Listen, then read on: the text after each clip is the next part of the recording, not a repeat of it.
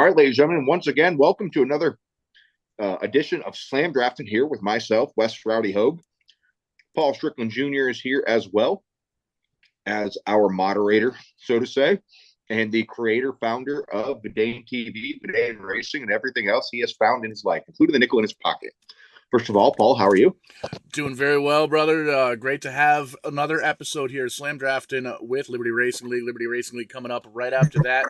Green flag at 7:30, I think, 8 o'clock, whatever time it is. 8 o'clock. And then we got some kart racing back after the fact, running some Mazdas late night here tonight from all the way out in Western Canada. So that's going to be a lot of fun, and a little bit of Grand Theft Auto stuff going on a little bit later on. Shout out to Hank Beaker, everybody tuning in from the True Fiction world. And man, Taylor coming home with the win last week and getting into Talladega here tonight.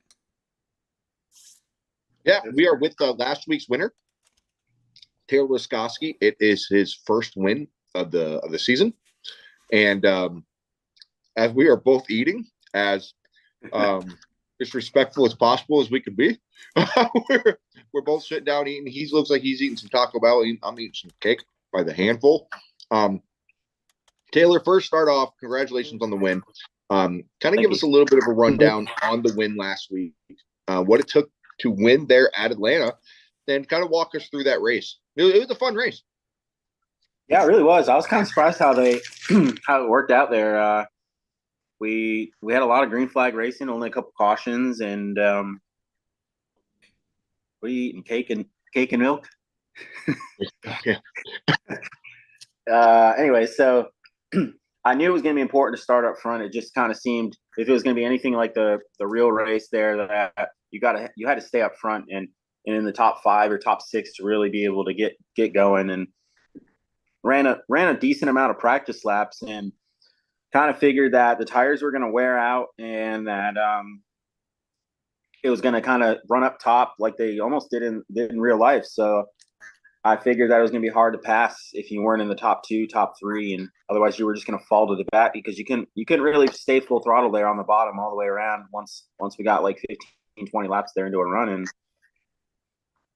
just kind of held my ground, stayed up front, definitely stayed in the top 5 for almost the whole race, I think, and we played our pit strategy there, and we had a couple back-to-back cautions middle of the race, I remember, and I figured that we might as well. We had to pit one more time, so we might as well stay out and go as long as we can on fuel, since no matter what, no matter what, we were going to have to pit one more time. So then we went green for a while, and I think with about like 22, 23, 24 laps to go, our team had to pit. We were out of fuel, and I wasn't sure how it was going to work out, but most of us took tires. I actually slid through my stall, and I thought I screwed myself there and then you ended up taking no tires on accident, I believe, if that's correct, right? Yeah, I accidentally forgot to uncheck my tires, or I accidentally unchecked my tires when I should have let them check. Yep. Yeah, so you took none. You got out, I think, a little bit before Kevin West or right around him. And you guys were a good 9 seconds ahead of me, maybe 6 to 9 seconds, somewhere around there. And me and I believe the 84 Duval, he pushed me for that last run, and we somehow rode you guys down from 9 seconds back. I was full throttle the whole time from my tires. I think you were definitely struggling, which pulled Kevin back with the draft. That he was kind of at your pace there, and I got lucky and kept catching cars where I was able to stay full throttle and get their draft, and I just ran you guys down, and getting by you was pretty easy because your tires were a little bit off, and then it was about 3 or 4 of us there with about 10 laps to go trying to fight it out, and with Kevin and I being teammates with you, and I just kind of sat on his bumper and rode around for the last 10 laps and thought about, first of all, I needed the points. I needed a good points day. So even if I finished in the top 2, top 3, I was going to be happy. And I kind of pushed, once we came to 2 to go, I was going to make my move, actually coming off turn 4 the last lap, but coming to 2 to go or coming to 3 to go, I really started pushing him hard, seeing what it was going to be like that last lap where I would be able to make the run and kind of setting him up. And coming off turn 4 with 2 to go, I got a run and got him a little bit loose. I stayed in his bumper the whole time, and he got loose off 4 and kind of cut low. And like I said, we were a little bit on our tire run, and I knew if I got to the outside of him, I was going to have the run unless everybody went with him somehow. But he held his own, I think in 1 and 2, and I passed him on the backstretch and didn't look back. Got the W. It was, I think it's the cleanest race you've had in a while too. Maybe ever. When it comes to I'm not ashamed to say I race hard. I'm not ashamed to say I race hard and take chances and sometimes make stupid mistakes. But I had 0x that whole race, and I was definitely one of my cleanest races. Definitely my cleanest win in any of the series we've run. So yeah, if this was C fix, that's at least 12x, and we don't give a shit. But that was you ran a super clean race. I did in fact not take tires when I should have, and I Kevin and I alone were catching the field with him leading. That was another thing that was crazy is the draft was so slow once the 4 or 5 of us pit there, and in our Discord chat, the field slowed down like a second to a second and a half lap because they were running side by side, and they didn't understand it's not Daytona or Talladega. Like, you run side by side, the draft's faster. At Atlanta, you're a second and a half slower. And man, we caught them, and they were like, how'd you guys get so far ahead? And the strategy worked out perfect. I mean, we usually listen to Jason Fauski's strategy, but good thing we didn't listen to him, and we went on my strategy, because at the end of the race, everybody else was a half lap down. Yeah, it was a good call for sure. It was good to see the team, and you've heard Taylor mention our team. Our team consists of me, him, Kevin West, and Jason Foskey. We're NTO4 Racing. We all kind of, other than Jason, we all originated from NASCAR Thunder 2004. And that's how all of us became friends. And that's how all of us met through the racing world, is on PlayStation 2. So with the exception of Jason, who is kind of the implant for us, being a Jacksonville native as well, and him, being welcomed in within our team, that's how we got our name, was NTO4 Racing. And, it's been a while since our team has actually won something big. We have a lot of good teams in this league. Warrior Motorsports is definitely the comeback kids of the year. They're doing one hell of a job this year.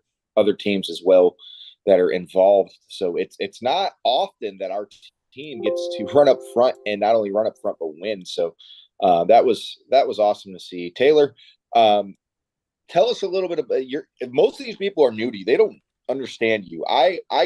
I do. Obviously, most of us know you, so we know how to tolerate you. But the others that don't, let them know a little bit about you, about your background. Like racing online background, or yeah, racing online background, how old you are, where you're from, all that good stuff. I mean, we've been racing since, like you said, NASCAR Thunder 04 together. And that's how we got to know each other. We got to know Kevin on there, and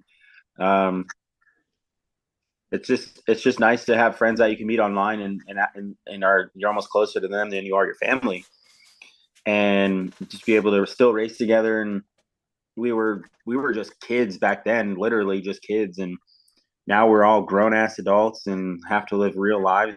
Shit changed. But we still get to race one another each week, and it's still fun to do. And that's honestly, it's one of the things I look forward to every week, is being able to jump on for the couple hours and just bullshit with you guys. And it's just fun to do. And like you were saying, most people on the group in the team this year, well, in the series this year, don't really know me. They're all pretty new. And the nice thing this is probably our best season that we've ever had, because we still are keeping about 30 to 35 drivers per week, and there's not been a lot of drama, and it's been pretty clean racing. And I try to race clean. It doesn't mean that it always happens to work out. So explain that to those who don't know you. Your aggressive driving. Aggressive is probably the nicest way to put it. Give us some insight on on how you drive and why you drive that way. I just try to drive hard and My dad always used to say, "Drive hard, take chances," and that he was joking in real life, but well, maybe not. But that's how I try to. That's how I try to race when whether we're any race that we're in, and I try to be aggressive. And some people get frustrated, and rightfully so. They deserve to get upset sometimes in the moves I make, and I'm not afraid to lay the bumper in the super speedway series and push them. And if they can't handle it, they can't handle it. If the same thing happened to me, then I'd be upset probably too. But I started this season, and we had talked before the season, and I tried to the first few races take it easy and just try to let people have their space and let them have room. And it screwed me over, and I kept getting wrecked every week. And what's his name in the O2 is what's his name? Yeah, Collier, who has his bounty out on him this week, and I'm excited about that. But we'll get to that in a minute. He's been up front every week. He's won a few races. I think he's the points leader, and he's gotten into me a few times. And I just was sick and tired of it. I was trying to give people room, and he's a very aggressive driver too. And I would let off or let somebody have the room, and I would somehow just get taken out by him, and it just got annoying. And I was like, you know what, this week I'm racing hard. I'll try to race clean, but I was gonna try to just go back to what I'm used to and what I think I'm the best when I'm the best. And obviously it worked out. I got a W, and I'm in the playoffs, so that's what matters. So for anybody that would think that because Taylor and I have known each other for damn near 20 years that I would show any favoritism, it's probably the opposite. I'm the hardest on him when it comes to his driving style and bitching at him more than any other driver can be, to the point where he's put on a probation for after a week, like whatever the hell it was, a couple of weeks ago, which led into this last week where he drove an absolutely clean race. But I think that's what really makes this unique is even the admins, even us friends, there's really no favoritism shown other than working together on the track. On the admin side of it, we're probably the hardest on each other. If you could just listen to our Discord shit that we give each other, you would wonder how we're teammates most of the time, which is what makes it fun because we all have that relationship where we can joke around with each other and we can be hard on each other and we can criticize each other and yet still work together and be respectful about it. And off of what you just said, Taylor, I understand where being aggressive is it's sometimes better to be aggressive than be the good guy, because good guys finish last. And that's the same thing with even my strategy. I'm used to just laying around in the back, as you know, we lay around in the back, we wait, and then we go. And typically you're caught up in someone else's crap at that point. And something that I think all of us have started doing this season is trying to just run up front and being aggressive, because that laying around crap just doesn't work. And in order you still are going to get wrecked with 5 to go because somebody's going to make a stupid move or you're going to make a stupid move. But what was the point of riding in the back for 75 laps if you're just going to get wrecked with 5 to go? You might as well run up front and have a good time and hopefully not wrecked with 5 to go. Right. And I think Rob races a lot like you do, which is why you guys would bump heads so much, is because he's very aggressive. He'll make moves that might be the percentage of them working may not be in his favor, but he makes them work. And you do the same thing. And then when he doesn't make them work or you don't make them work, you take accountability in it. And that's what it comes down to. Be aggressive, but if you screw up, you take accountability of it. And I think that's one thing that's really good about the league that we have right now, and the roster that we have, is none of us are perfect. There we have a plethora of different experience levels, from guys that should be in pro to guys that I feel like just started racing. However, that's how we are. Like, we don't just limit to, hey, you have to have an I rating of this to race with us. Not the super speedway league, because we've seen enough times where someone will come in with an extremely 3-digit I rating and hold a better, and hold a better line than some of the really highly rated guys. And that's because a lot of the people that join the server join for just league racing. They don't do many official races. They do more hosted races. So we're definitely not a league that's judgmental to that, but still we still have a bar that we set, and if you don't reach that, we'll let you know. There's been a couple of drivers this season, and I'm not gonna throw out any names, but first 2-3 weeks, they were known that, hey, you got to step it up on the the experience level and the talent level here in order to hang with us, or we'll see you next season. And you lose a couple drivers doing that, but we still are gaining drivers. Just this week, we gained 2 new drivers, and we're mid-season. People are still paying that entry fee because we're paying out $5 more a race than what they pay for the entire season. And this league has been awesome, and Taylor being a part of it as one of the winners now. Now, Taylor, this week, we start practice in about 10 minutes. We're at Talladega in the trucks. Last time we were in the trucks, we were at the iRacing Super Speedway, which was bluntly a shit show. None of us were happy with it. No admins, no racers were happy with it because we've done so much better there. But now we're here at Talladega. This is probably the easiest thing you can run on the service. Trucks at Talladega, what are you expecting tonight? I'm hoping for great 3x3 racing because we're capable of it in the truck series where you can just beat and bang. And I'm cautiously optimistic that that's what we're going to get. But with that being said, usually the easiest thing on the game is what is a shit show. So I'm hoping for a great race, but I'm a little cautious and worried that it's going to be a junk fest, and especially with Rob Collier having a bounty on his head, and some people might take that the wrong way and make some stupid moves trying to get a couple bucks in their pocket. But Joe from bshow.info will be on here later on to explain that a little bit more. But the way that bounty is working is bshow.info put out a bounty on Rob Collier. He has the most wins this season. He is the points leader. And any driver to beat Rob tonight cleanly, meaning they don't wreck Rob. Rob has a clean race. He doesn't get wrecked by one of these drivers. They get extra $3 in their pocket. Now, that could be a lot of money out of this sponsorship's pocket, to be honest with you, at worst case scenario. So we want to thank Joe. He'll be on here in a little bit to talk about bshow.info as well as that bounty. However, if Rob wins tonight, not only does he get the $25 presented by bshow.info for winning the race, but he also gets an extra $15 for. But we won't have to worry about that because Rob's not going to win tonight. He's going to have 25 to 30 drivers aiming at that target on his back. But that clause is you have to do it cleanly. You can't wreck them. You can't use your connection as your advantage. You can't go through them to the point where I got my connection fixed, the connection issues I've been having, or at least I think it's fixed, to make sure that I get that. Shoot, I need that $3 now, man. Dang it. I think something like that. It's cool that we have a sponsor that's going to do that for us and give us that opportunity to give us that opportunity to give us a little bit more incentive to race, as well as I think it is bringing on more eyes, and it's bringing on more drivers. And actually, speaking of Joe, I think Joe is with us. Joe, you got a copy? Yeah, I hear loud and clear. How are you doing today?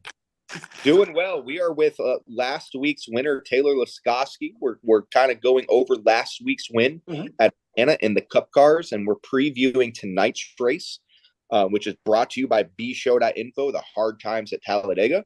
We're kind of just going thing. Just trying to see how everything's going. How are you doing tonight, Joe? Oh, I'm doing great. I'm really excited about this race, and I love racing. I watch every racing there is, and I've been watching every race, and I'm so happy to be a part of it. And this is like race day to me because I'm gonna be watching the whole thing, so I'm really excited about it. And you run a great league. I'm so happy to be part of your guys' league, man. It's great. Awesome, Joe. What I'm going to do here is I'm going to wrap it up with Taylor for a few minutes, and I'm going to let you have the floor. I want you to not only give us information on the bounty tonight that we've covered briefly, but we want to know about bshow.info and everything you have going on. Does that sound good? Yes, sir. You got it. Is my video working? Let's see. Start video. Do I do that? My fourth photo from you. There we go, Joe. So I'm gonna wrap this up with Taylor quick.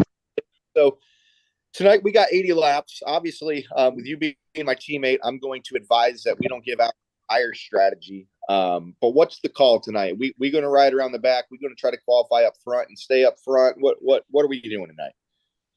Well, we're going up front, and we're going to stay up front, and we're going to conquer Collier, and he's going to finish in the back.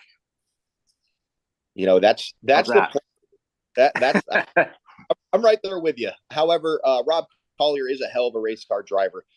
He is probably some of the best competition we have seen out of the new drivers to join the Super Speedway Series, and that's saying a lot because we have a lot of great talent in the Super Speedway Series, as well as we have in the past, and we love having Rob here. And I hope Rob takes this as a compliment more than anything, that he's made an impact so much that even viewers and sponsorships want to see this guy get beat.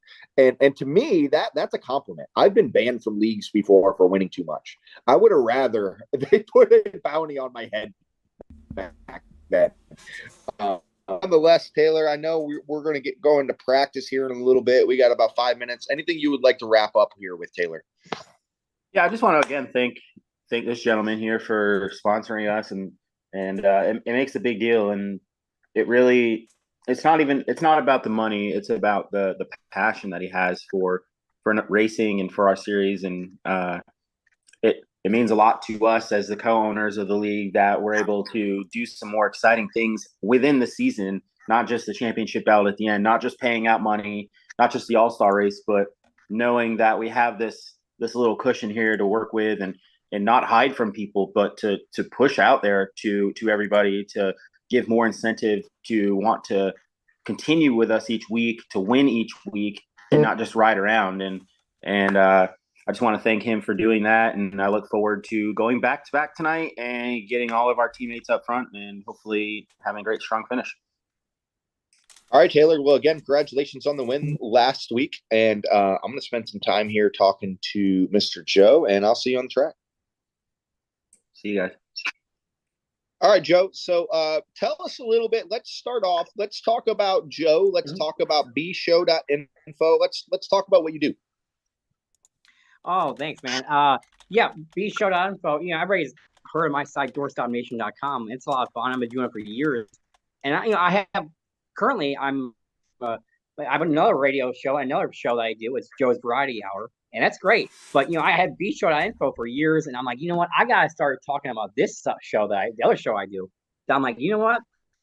I think that'd be the perfect one to have promoted during some iRacing races, and have all of your people that race in that visit my site, because I interview all kinds of famous past NASCAR racers, and I do all kinds of fun stuff. My bshow.info, all kinds of prank phone calls, lots of fun, and we just have lots of fun on it. And I figure, you know what I think the best fans of any sport are race fans, and I know race fans, even in the iRacing world, are loyal to their sponsors, and I got to know so many people over the years doing stuff like this that I'm like, you know what, I think it's time to promote my other show, bshow.info. Awesome. So how long have you let's go on the iRacing side of it. How long have you been a fan of iRacing? Do you do any online racing yourself? What got you into it?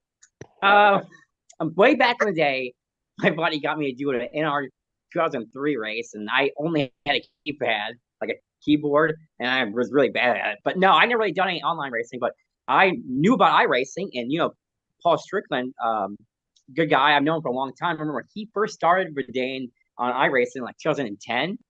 He messaged me somehow, I don't remember, but he said, "I have this league." I said, "Okay, well, that's great. My site's we'll sponsor it, just because we'll get this site out there." And he did it a long time ago, and it was a lot of fun. That then he had another league like in 2020, and he contacted me over that, and I said, "Okay, let's do that." Then I was in a few other leagues. Then I saw you with the Verdane.net Daytona 500, which was about a month ago. And I saw that on my YouTube homepage just came up. And I'm like, huh. And I started watching it. I watched almost the whole thing, by the way. And I'm like, you know what? I'm gonna find out. I'm gonna track these guys down, because I track down everybody. I mean, say, and you remember Greg Sachs? I tracked him down recently. Okay. So, anyways, I found you, and I'm like, all right, man, we gotta get the bshow.info promoted, because that's one of my sites that I have that's not like well known, but I want to get to be well known. You know what I'm saying? And I know that if I, through you and all the guys through racing, that we can get my site to be out there. I like it, man. I really do. Especially somebody you're in a really unique position where a lot of the sponsorships we have, they don't care. Like, yeah, sure, whatever. Here's X X amount of dollars, do whatever the hell you're going to do, and they just don't care. Or on the other side of it, they're avid iRacing iRacers, and they want to get their league out there. So their league sponsoring this league, whatever it is. But you kind of fall in the middle. You're different, where you're not an iRacer, but you still take the time to watch the product. You still take the time to be an enthusiast, even though you may not ever turn a lap. You still think this stuff is pretty dang cool, just like if you're watching, normal racing on TV, which is something that I find really unique. Because finding sponsorships for the last couple of years since Paul and I started at Verdane, finding sponsors to help fund Verdane, starting up a new Smyrna Speedway series, talking to people, legitimate business owners out here owning, 6 to 7 figure businesses, trying to get them to sponsor, these little, fake race cars on a fake racetrack on a broadcast was like, pulling teeth to get them to understand how important it was to us.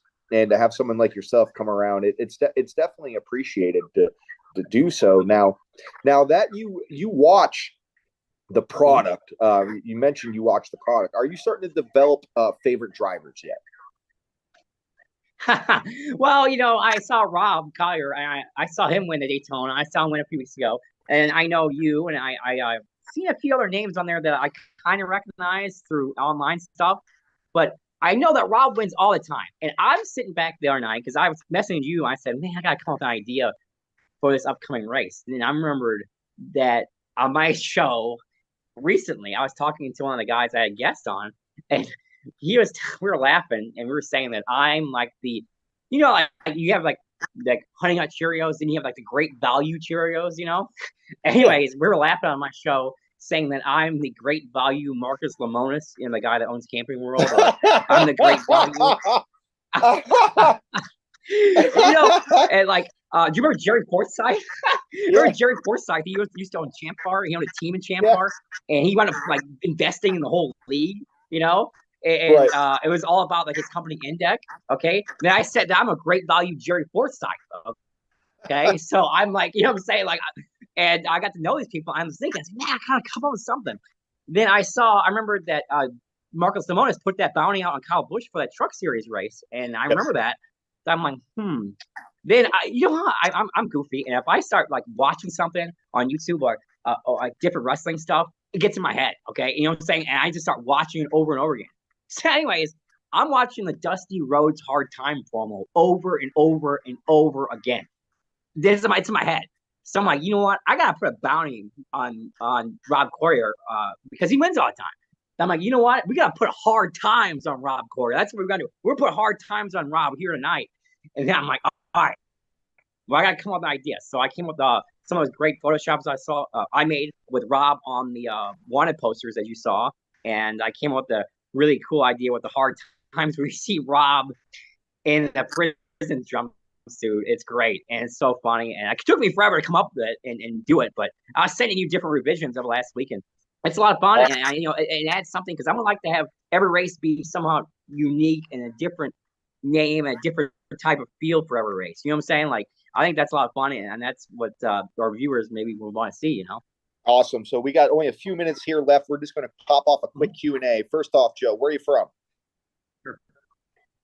Yeah, I'm from St. Louis, Missouri, and I'm always, I lived in Pennsylvania for a while, and it's great. I know I've got family in New York and stuff, but I'm a St. Louisan, and it's a lot of fun, and I've been here my whole life, and, it's great. And on all the St. Louis guys, and Spencer Boyd and the Truck Series, I just talked to him the other day, and it's great, man. Hopefully go to Gateway this year for a race, Favorite NASCAR driver? Dave Marcus. I mean, Dave Marcus was my guy. I got the Goodyear hat on just like him, and when I was a kid, I was really like always wanted to be Dave Marcus. You know what I'm saying? And when I was a little kid, I thought maybe if I can be his crew chief, maybe he'll hire me as a driver. You can retire. I can take over, man. I was super into him when I was a kid, and I was a big fan of Kirk Shelmerdine, and I got to know him. He was on my site a long time ago, and I'm a big Front Row Motorsports fan too now these days. I got to know Bob Jenkins over the years, and he's a great guy. Nice. And I even got the crew shirt on. You know what I'm saying? So yeah. Wrestling fan, yes or no? Oh yeah, big. I mean, I've been watching my whole life, and these days I don't watch so much the current stuff, but I know all the stuff back in the day. I can name you every WrestleMania main event, and you can hear some of my prank calls where I pretend to be wrestlers. I mean, I got one I did a long time ago, a Scott Hall. That's got like over 1 million views on YouTube. I did one at CM Punk a long time ago. That's got over 1 million views on YouTube. And, I do some other ones these days. And, just for fun. And those are on bshow.info. You just click on prank calls, see all the ones I've done as wrestlers. It's a lot of fun.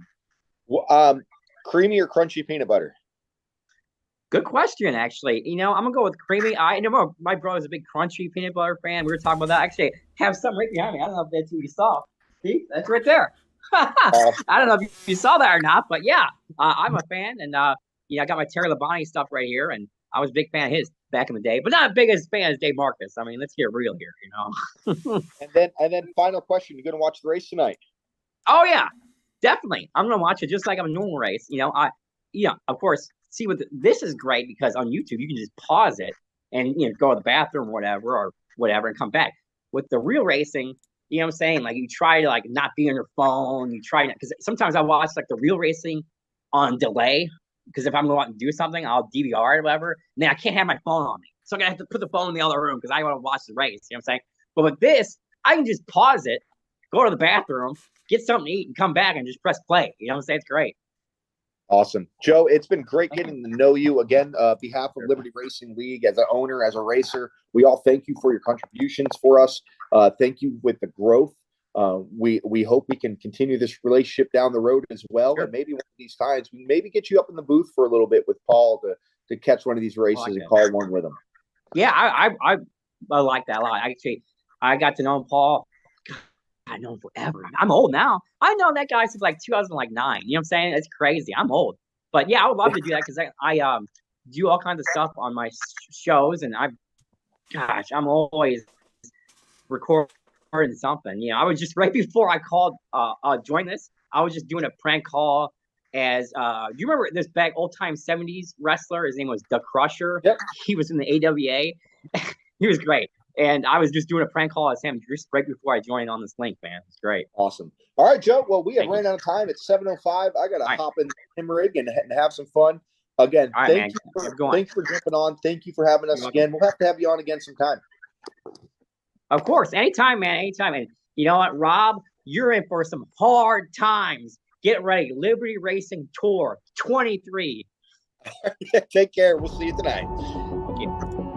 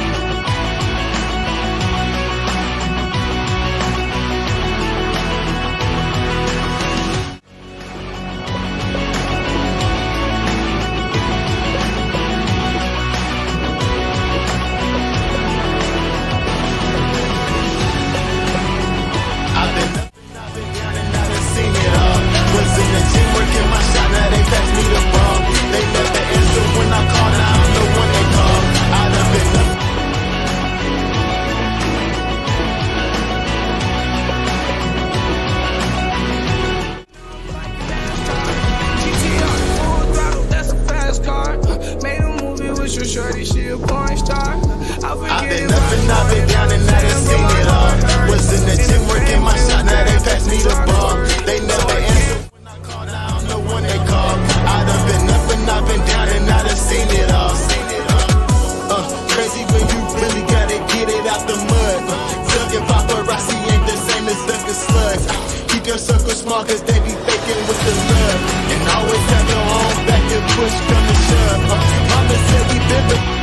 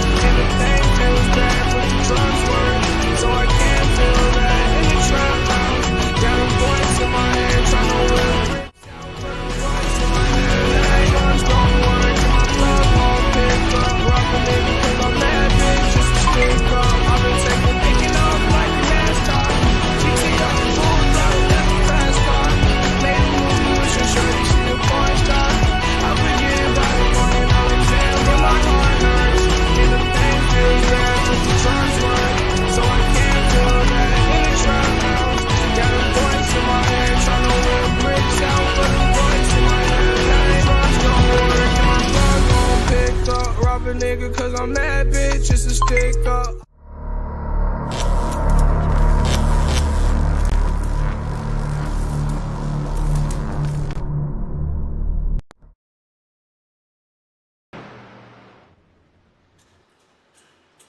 Welcome back, everybody, to Vidane TV. Little Tuesday night action. It is race day. Trucks at Talladega for 80 laps with $25 on the line. Thanks to tonight's sponsor, bshow.info. Joe jumping on board with the SlamDraftin show earlier on tonight with Rowdy Wesley Hogue and last week's winner, Taylor Lisowski.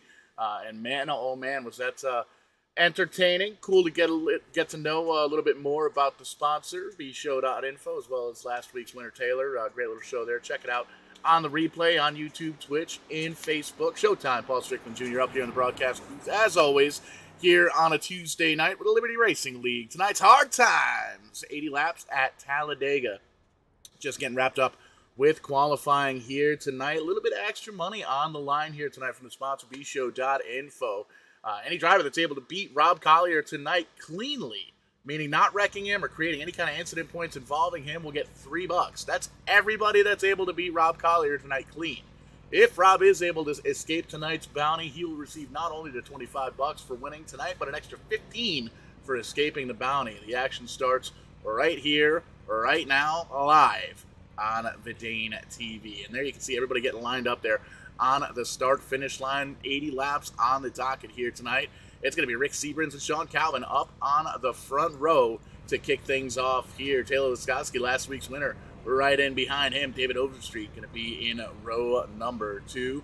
How about a couple of cats from Vidane Racing? Back in the day, Jarrett Bollier, former champion, has one of those championship belts, starting in 5th. The Rowdy one himself, starting the 38 car in P6 there on the outside of row number 3. Jack Duvall going to start in 7th in that 84 truck, with James Mayer going to start on the 8th position.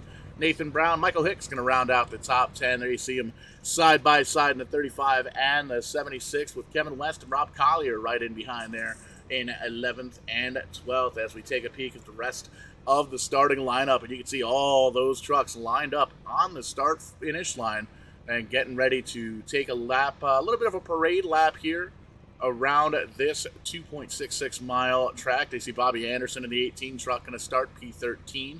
Don Ashton starting 14th with Jason Foskey, Mark Mann right behind them. Darren Mack in the 59. Leon Kennison in the 933 car going to start 18th. Matt Telder and John Ballou going to start rounding out the back, or the top 20 rather. A couple of winners so far this season. TJ Floyd, Elliott Swope, Matt Swope, and Jeremy Paris back there in the pack as well, rounding out the field. As you can see, Donovan Jarrell and a couple of drivers that didn't take times, myself included, got the old show truck out there. Just going to turn a couple of laps before the show here. Decided against it. It's not very good at driving in circles. But man, oh man, lots of trucks here on this one. Looking like a strong field. 30 trucks, 29 trucks. Going to take the green flag here once we get rolling. And there we go. Going to take the parade wrap around this one. Big time shout out for Joe, or to Joe rather, for jumping on the SlamDraftin show earlier tonight and supporting the Liberty Racing League.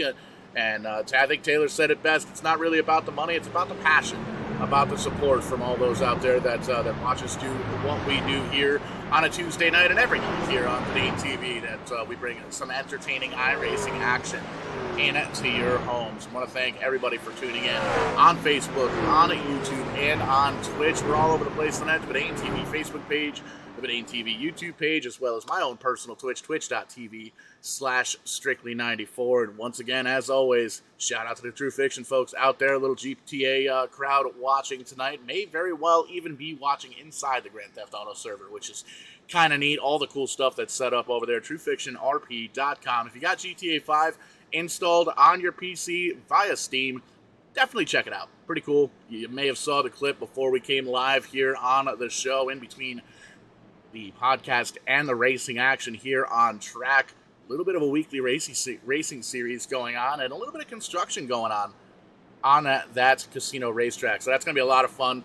Got that coming up here for us in the next couple of weeks. We're going to see some of that action, some of that racing action, right here live on Vane TV. That's right, racing and Grand Theft Auto live on Vane TV. You're not going to see it anywhere else. Not like we're getting ready to do it. Going to be a lot of fun. More in the coming weeks.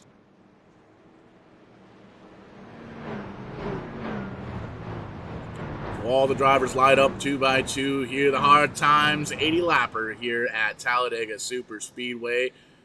And as always, great to get the tie between wrestling and racing, especially sim racing here. Little nod to Dusty Rhodes. Hard Times. Rob Collier putting hard times on this field by winning all these races. And that's why we've got that bounty on the head of the driver of the O2 truck. And he's going to be starting, looks like, outside of the top 10. We'll see where he can go from 11th or 12th, where that O2 is. But before we get to the end, we got to get through the beginning. Green flag flies here at Talladega. We're racing live on Vane TV for the Liberty Racing League's Hard Time 80 here at Talladega.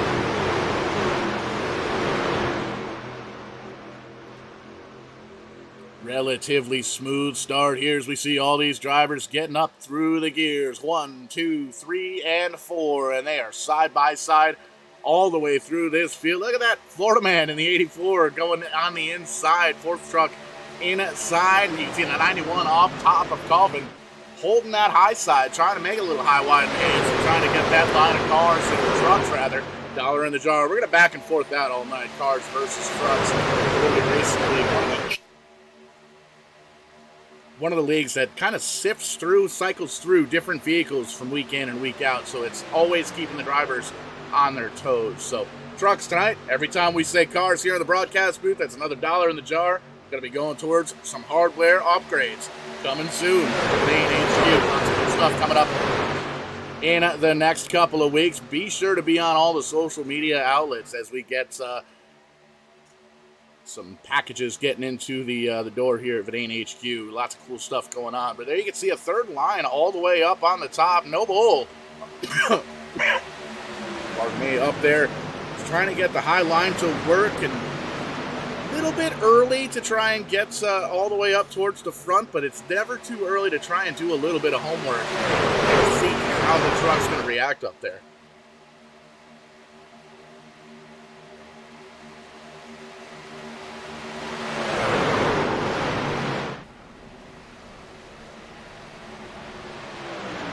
straightaway caution flag flies here on lap number 3 as we cross the stripe. Everybody going to get slowed down, and this is going to be interesting to see if drivers come down and utilize this to take a peek at the pit road, maybe get some tires, some fuel, gets a little bit of a head start on that strategy as this one gets the first caution flag of the night. Looks like we got a couple of drivers involved here in the back. We're going to pull up the U-House Racing Designs instant replay and take a peek.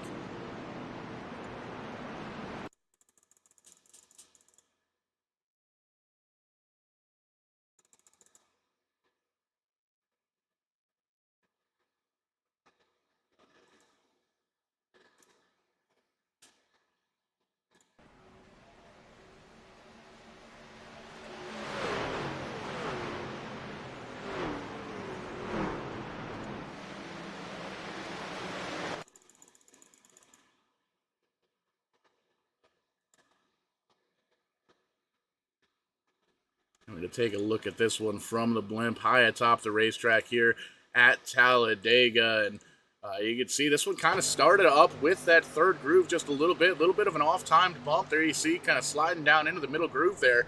That was up in the top 10. A couple of drivers going down in the infield, tearing up the grass just a little bit. And a lot of drivers kind of sliding through just to avoid any kind of calamity or contact. So definitely could have been a lot worse than it was, but there you see it. Caution flag flies here on lap number 3.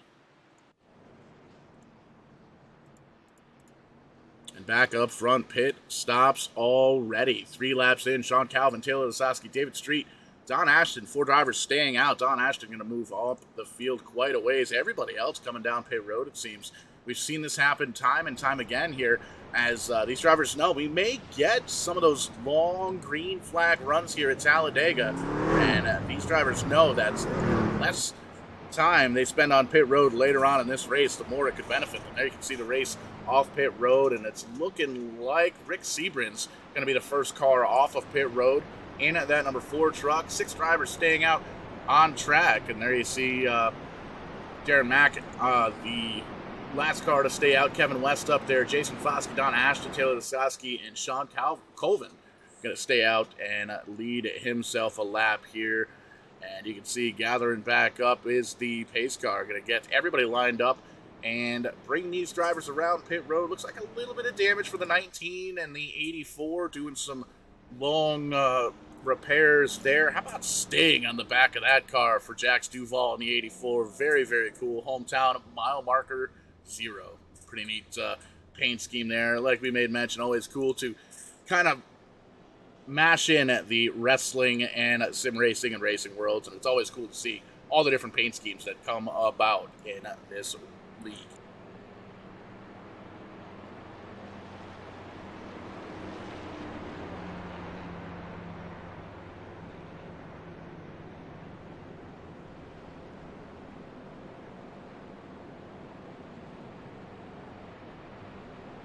And coming into tonight's race, we take a look at the points. Rob Collier, the only driver with multiple wins so far this season, has himself that bounty that was put up by bshow.info here this evening. So he is indeed locked into the playoffs, as is Taylor Lasowski with last week's win. Talked to him earlier tonight on SlamDraftin Radio. High level of confidence going through the rest of this championship season, 10, 11 races or so. John Ballou with a win, Matt Telder with a win as well. Those drivers all locked in to the playoffs here in just a couple of months' time. It'll be crazy to see how quickly we get ready to do battle for that championship belt. We saw that thing debut live on SlamDraftin with Liberty Racing, so that was always cool to see. And as we take a look at the points, not counting the wins in any kind of particular order, Rob Collier on top. Average start 4th, average finish 7th.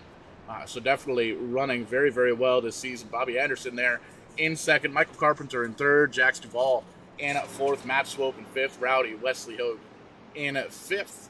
Also tied in 5th with Matt Swope, Taylor Lasowski, Nathan Brown, Mark Mann, John Ballou, and Jarrett Bollier is actually tied for 10th as well. So kind of 12 drivers there in the top 10, as well as that math makes sense. But it kind of makes sense with a few ties in it there. Gives everybody a 33% chance of winning. because it just, we won't get into Steiner math here tonight. Lined up 2x2, the iRacing pace car has shut the strobe lights off. We're going to get ready to go racing once again here the next time by. And these drivers have a little bit of an opportunity around this racetrack to kind of get the virtual belts kind of pulled back tight. 2.66 miles of distance around here along or through the caution laps here. It takes a long time to get around this racetrack. Taking a peek at timing and scoring, looking like 29 drivers, 30 drivers still on the lead lap in this one.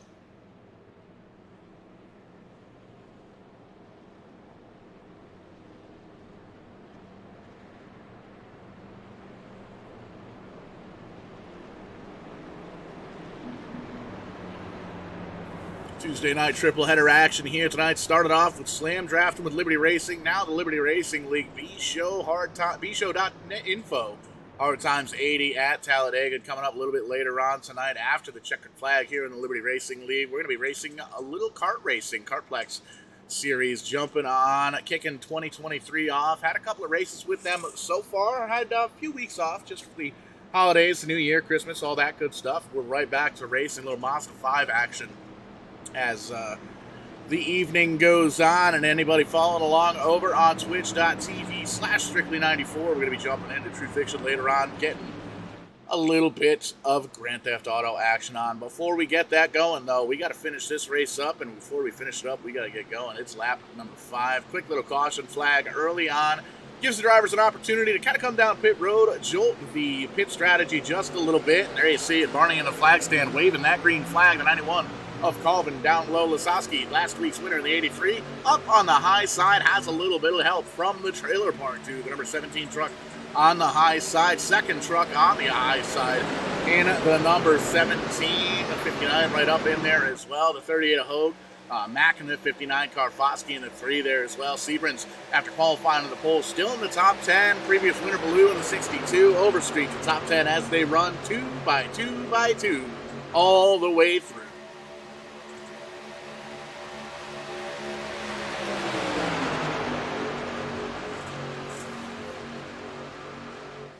'83 Lasowski getting a little bit of a push there from West up in the 17 truck, and he's got a little bit of help further on back with that 38 truck. And all hungry drivers wanting to get themselves a victory, wanting to get themselves locked into playoffs and confirm and make sure that they have solidified their chance at fighting for that championship belt, beautiful pro championship belt that we saw in SlamDraftin with Liberty Racing a few weeks ago here live on Vidane TV. You can check that out over on the Liberty Racing League Facebook page.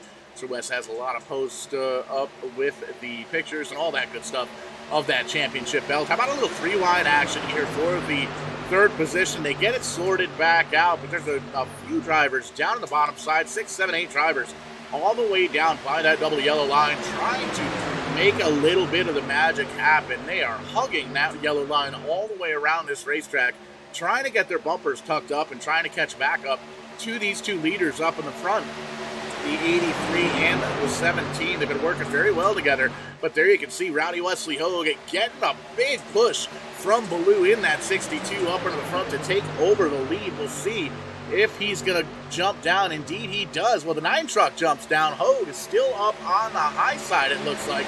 He's going to get hooked up with Collier in the 02 truck. And there you see the 24, the 28 jumping on board there as well. A little bit of a mix-up up in the front, but we are racing the 59 car truck, of Mack, going to jump out of line and drop onto the back. He doesn't like what he sees here. It looks like he's just going to try and find a comfortable spot back here to ride. And, man, we've seen that happen time and again. That's one of my strategies that I used to do when I was racing. And there you see Taylor Lasowski.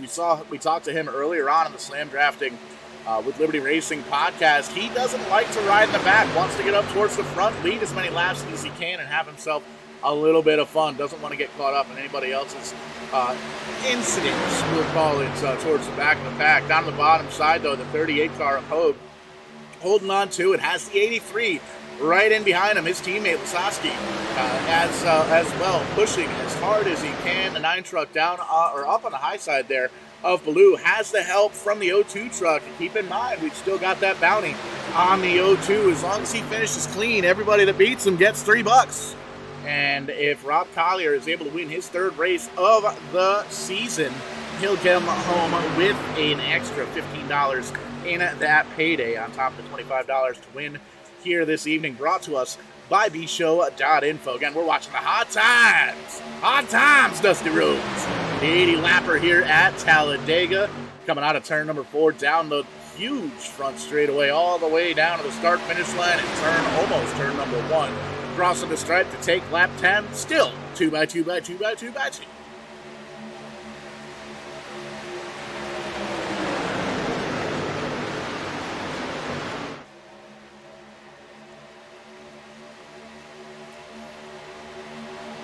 Live and interactive all around the internet as we go 3 wide now for the lead.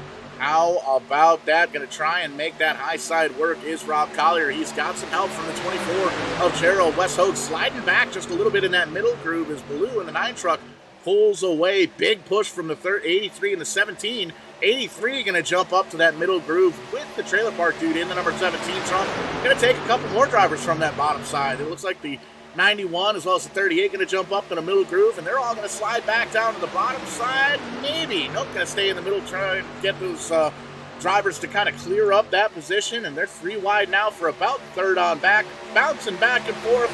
Not too much contact, but great racing, phenomenal racing throughout the field here. Up front, it is a crazy battle. West Hogue in the middle in that 38 truck, trying to get up towards the front. He's got a push from the 9 truck, trying to get to his teammate there. A couple of teammates, the 17 and the 83, working together down on that bottom side as Collier still trying to make that high wide Hanson line work.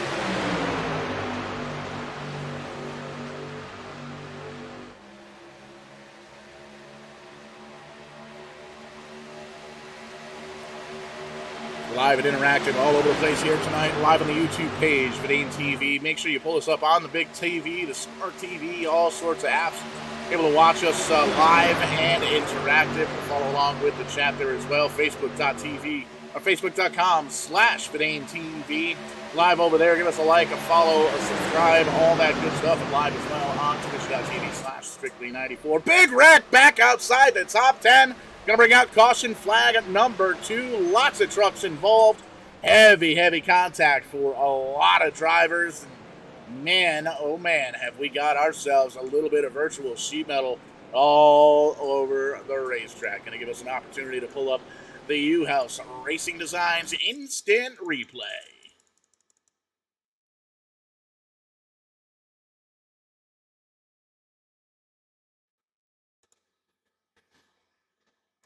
A lot of drivers jockeying for position in this one. Going to take a look at this from up top of the racetrack, and we'll find out exactly what it is that brought us under caution here for the second time. And you can see 2, 3 wide. There's the contact about mid-pack from the 75 into the 24, and just a lot of drivers getting big hits there. This handful of drivers getting some massive damage there. There's Foskey in the 3, the 12-car truck, getting some big damage as well. The 24 of Donovan Gerald already down on pit road, as is the 2-car of Telder. So tough break for these drivers.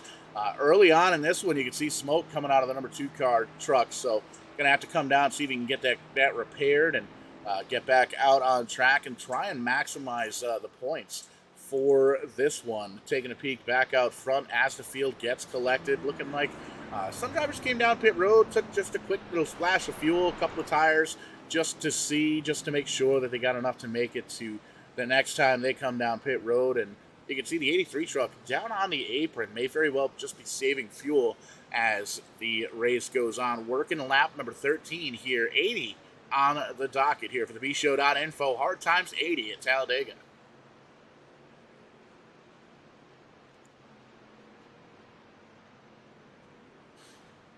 '83 and 38 dipping down pit road. Looks like they're going to bring everybody with them down to the pit road to get a little bit of fuel, get a little bit of tire potentially, and maybe very well even could be getting some damage repaired. We've seen these drivers hard on the hammer, back and forth, up and down, beating a little bit of that virtual sheet metal and putting on a heck of a show here on a Tuesday night here with the Liberty Racing League live on Vidane TV. And again, I want to thank everybody for tuning in here tonight.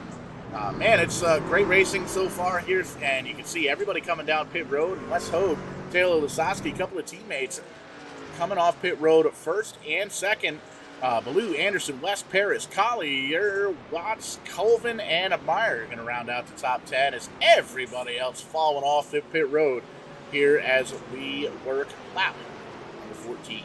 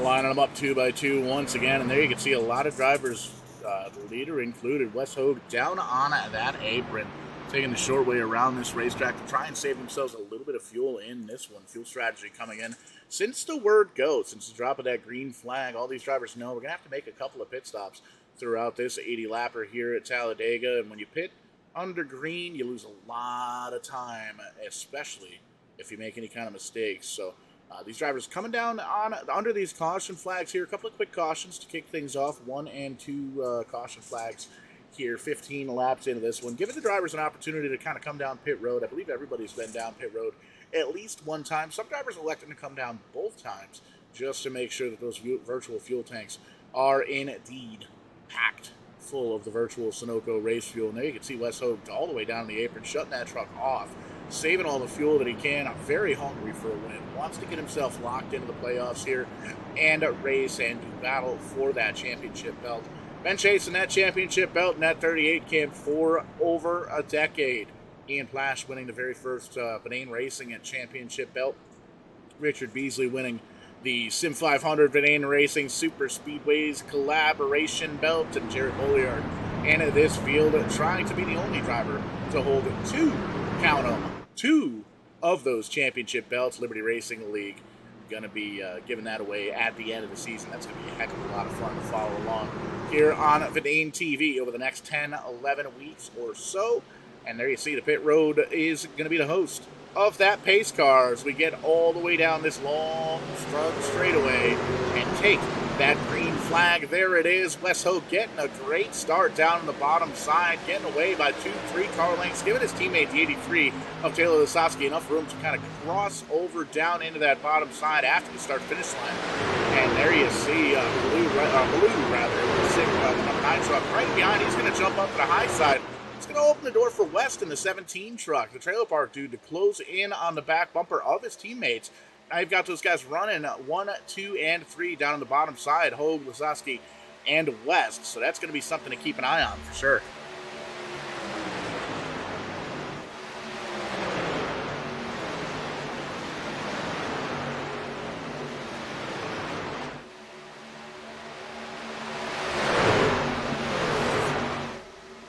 Couple of drivers mid-pack on back, dropping back just a little bit. These drivers know that we've had a couple of incidents here, a couple of racing incidents. We got a long way to go in this one.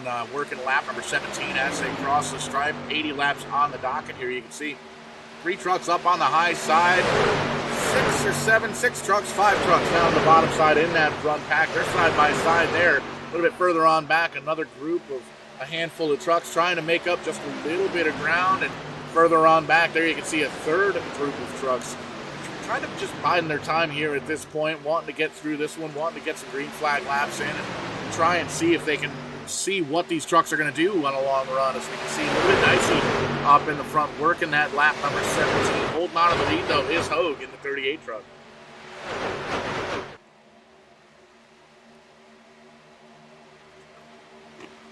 And there you can see a little 3-wide action. Beautiful shot there. Got to give a shout out to TrackCams22.com for hooking us up with all the camera angles that we use here on Vadine TV. Definitely worth checking those out for sure. And there you can see the second and third groups have kind of jammed together and made themselves one great big pack. But at this point, they're 4 seconds behind the leaders and the rest of this lead pack. You can see the 38 truck moving on up in front of Anderson there. In the 18, they're going to try and make that high side work. And Wes, middle side there in the Colbo Hannah machine, he's going to take a peek up high. Doesn't quite have enough room to get there, it looks like. So he's going to hold on to the lead there in the middle groove. The 9 truck of Baloo trying to be a second repeat winner here in the Liberty Racing League this season, as he is doing everything he can to hold on to the lead there down on the bottom side.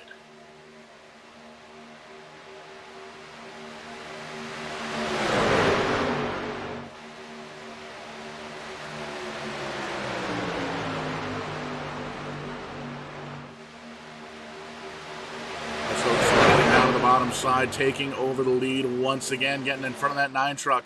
Going to see how long he can hold on to it. A little CB attitude on the hood of that truck. Be sure to check out the social media outlets for Cole Bohan and follow him along on his wrestling journey. Always cool to kind of mash that wrestling and racing worlds together there, and that's a fella that's doing it the way it should be done. Heading on down into turn number 3. 9 truck going to slide out of that second position up in front of Anderson once again in that 18 truck. And it's going to give Anderson another opportunity to try and push him up to the lead. And there you can see 5 trucks there in the center, 4 down on the bottom, 3 up on the top. And, well, a couple of drivers going for the same piece of real estate there, second, third, fourth on back. But right now, it's the 9 truck of Baloo holding on to the lead.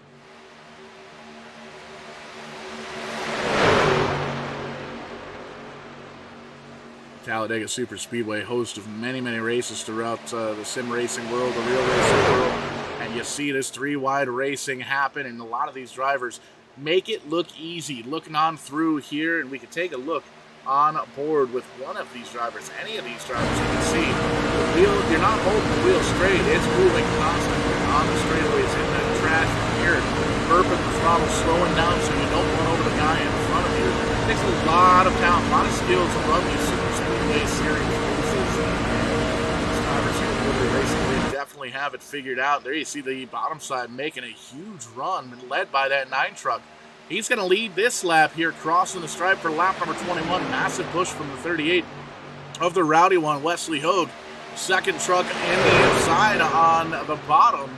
And he's got his teammate in behind him, the 83 Lasowski. A little bit of a wiggle there for the 38 truck as he clips the apron, moves up just a little bit. The 19 of Paris holds on to it. Everybody else keeps it pointed in the right direction. We keep going down this long straightaway. There you can see a damaged truck down on the bottom side. I believe that's going to be the 4 truck of Rick Seabrand's having some issues there. And he's going to go the first truck 1 lap down. But there you see the 9, the 38, the 83. They got all sorted out for about a second and a half. Sliding on up to the high side of the racetrack, all the way up to the high side of the racetrack. Hogan lead them down the out of the turns number 4, down the front straightaway. They split up just a little bit. Hard racing now, trying to get down to that bottom side. Anderson on the bottom in that 18 truck. He has had his nose bopped a couple of times. It's going to be a wonder to see if Anderson uses the front of that bumper. I've seen a lot of drivers kind of slide up in front of him there. On the high side, got down to the bottom side, same thing happened. There you can see he's going to have a little bit of a run, a little bit of help now as he goes all the way up to that high side, carrying some momentum with that 9 truck. Oh, how about Lasowski trying to fake everybody out? 2 drivers going down to the bottom side. The 9 goes down in front of the 38 of Wes Hogue, working lap number 22 of 80. And these drivers are trying to get up towards the front here early on in this one. About a quarter of the distance, just better than a quarter of the distance done. Blue, Anderson, Hogue, Lasowski, and Watts, the top 5.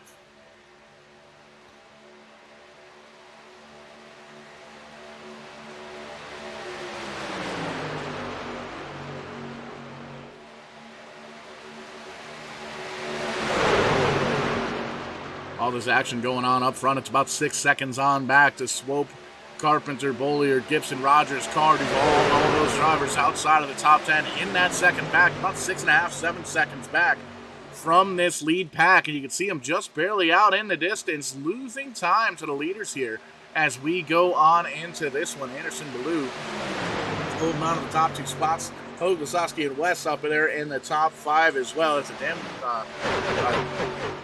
definite trio that you're going to want to watch out for here throughout the rest of the race. But how about these drivers down on the bottom side? Starting to make the bottom side popular here. The bottom up on top, there's 3 car trucks lined up, 2 in the center, and well, that just as we say it, they cross the start-finish line, and now we're 4 wide for second. How about that? Get it sorted back out to 3 by 3 by 3. It looks like 3 trucks side by side, 3 rows apiece, all going for the lead here on lap number 24. Big push from the 17, the trailer park dude, Kevin West on the outside. The 83 right up in front of him, Taylor Lasowski, last week's winner, trying to get himself a back-to-back for second driver to win 2 races this season. Cole Bohannon now. Rowdy Wesley Hogue now getting himself a big push from Anderson to the 18. Anderson going to dip down low, take over the lead for the very first time in that 18 truck. See if he can hold on to it, and it looks like he's got a little bit of pushing help in behind him as well. But how about it? Anderson in the 18 gonna get a little corporate sponsorship maybe. There you see the 76 of Hicks rocking that Hoonigan logo, rocking that Monster logo. Rest in peace to Ken Block, passed away this past weekend. But man, great racing on track here, and you can see Anderson now sliding up in behind the 17 of West. West gonna lead that bottom side. How about that move by that 9 truck? Going all the way to the outside, hanging it up and going a little bit loco in that 9 truck, trying to get back up towards the front.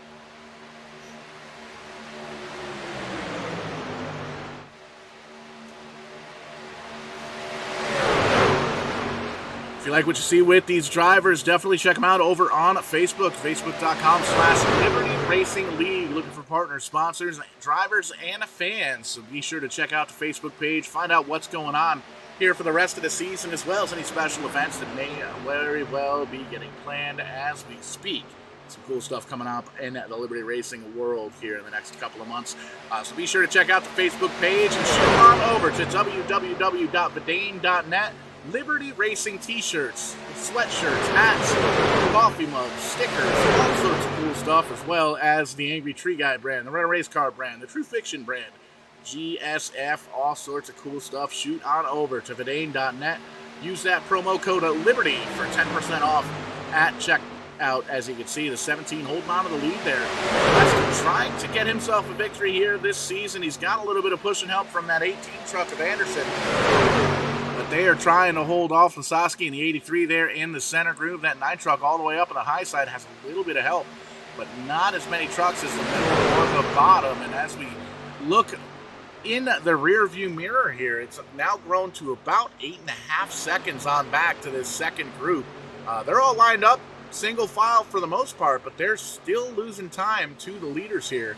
As you can see, getting a little bit antsy here as all these drivers in the second pack lined up single file down around the bottom of the racetrack. Might have to move that up just a little bit and get the momentum running to try and get these drivers to run down, because it is side by side here, at least for 2 rows, maybe even 3 rows deep, with 3 wide up in the front, and these drivers still pulled away from that second pack.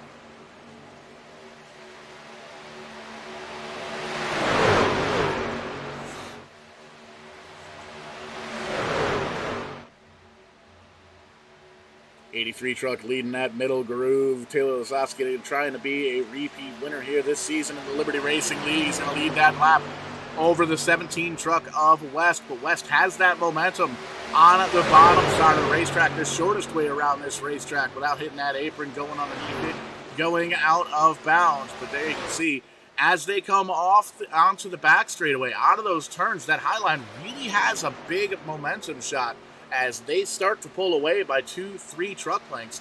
And you'll probably see a couple of these drivers try to dip down low here. There you see it. Wes Hogue going to jump in front of his teammate Kevin West on the 17. His other teammate up on the high side of the 83 Lasowski. So these drivers sliding all over around the racetrack. There you can see Anderson still the third truck in line down on the bottom side. There's this trailer park dude going to move up to the high side, jump in front of the 83. He's going to try and take that lead back from the 38 of Wes Hogue. Now you can see teammates 3 wide for the lead. They're just doing a photo of Wes Hogue around. Big wreck. Huge at 38. Involved in this one. Caution flag flies on lap number 28.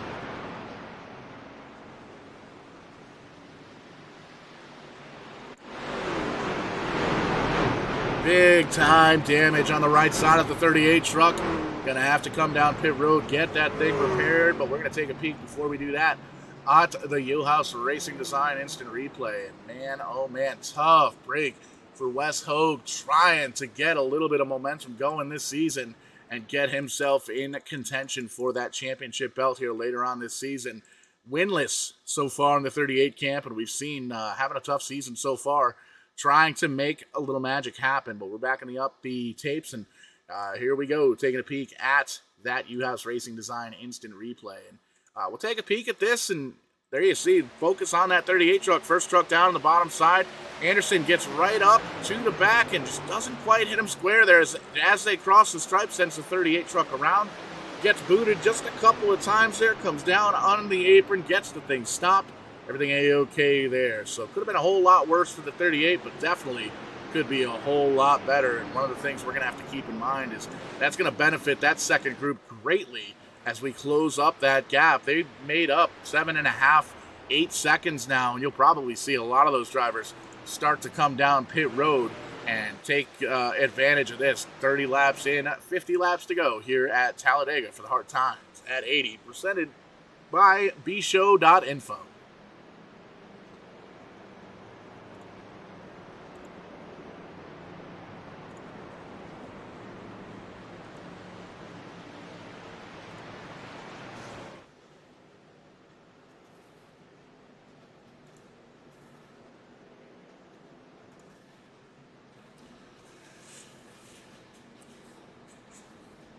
The pace car gather in the field. You can see everybody getting down to the bottom side of the racetrack as we get to the entrance of pit road. Everybody coming, leader coming down pit road. The 83 leading that entire parade of trucks coming down. Doesn't look like anybody staying out under this caution flag, knowing that we've got ourselves a long way to go. A couple of drivers towards the back of the pack looks like going to stay out. May very well be lap trucks, as it is indeed. Michael Rogers going to be the first car, 1 lap down. Randall Carr, Nathan Brown, Wes Hogue there as well. Busy spot on pit road. You can see timing and scoring, trying to keep up with all the drivers down there getting service. And you can see the race off pit road led by Lasowski in that 83 truck. Anderson West there as well. Blue, Skidmore, Paris, Floyd, Hicks, Seabrins, and Overstreet going to be the top 10.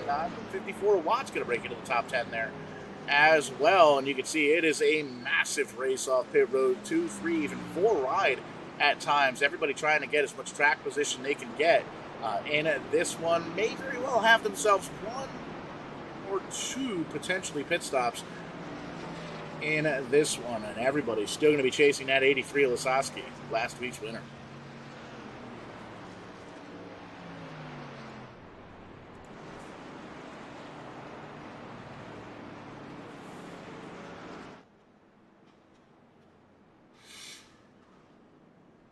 Under caution for the third time here tonight on lap 31. The 38 car getting a little bit of a bump, and getting sent on spinning. Minor damage for the 38 truck, but definitely going to have to be on pit road for a little bit, get some of the damage repaired, and get that momentum back, get back up towards the front. There you see the 83 truck down on the apron once again.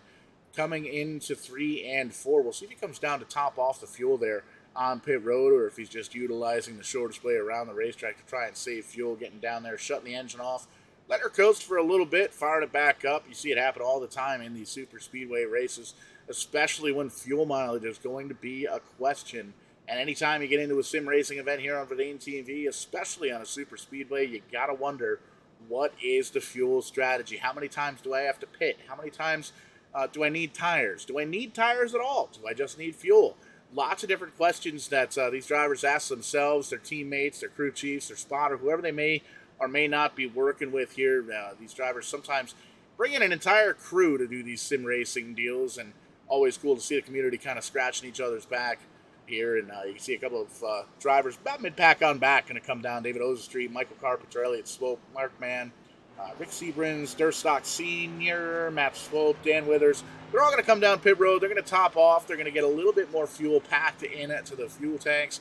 There you can see it's going to be Donovan Gerald in the 24 car, I believe, that's going to get the free pass. The 83, the 18 going to take the restart from the front row. The 17 and the 9 there as well. Lasowski, Anderson, West, Blue, and Skidmore. The top 5, Paris, Floyd, Hicks, Collier, and Watts rounding out the top 10. And there you see the 02 of Collier trying to make a little bit of magic happen, make a little bit of extra coin here, as it were, from tonight's sponsor, the bshow.info website. Be sure to check that out. We talked to Joe early on tonight on SlamDraftin. Always cool to kind of talk to Joe and listen in, and bshow.info is the place to be. Lots of entertaining stuff going on with prank calls and interviews with some former and some current NASCAR stars, racing stars. Lots of wrestling and racing kind of smash-ups there as well. But you can see down on track here at Talladega, we're lining them up 2 by 2. Once again, the lights are off the iRacing pace car. We're getting ready to go green flag racing here once again at Talladega.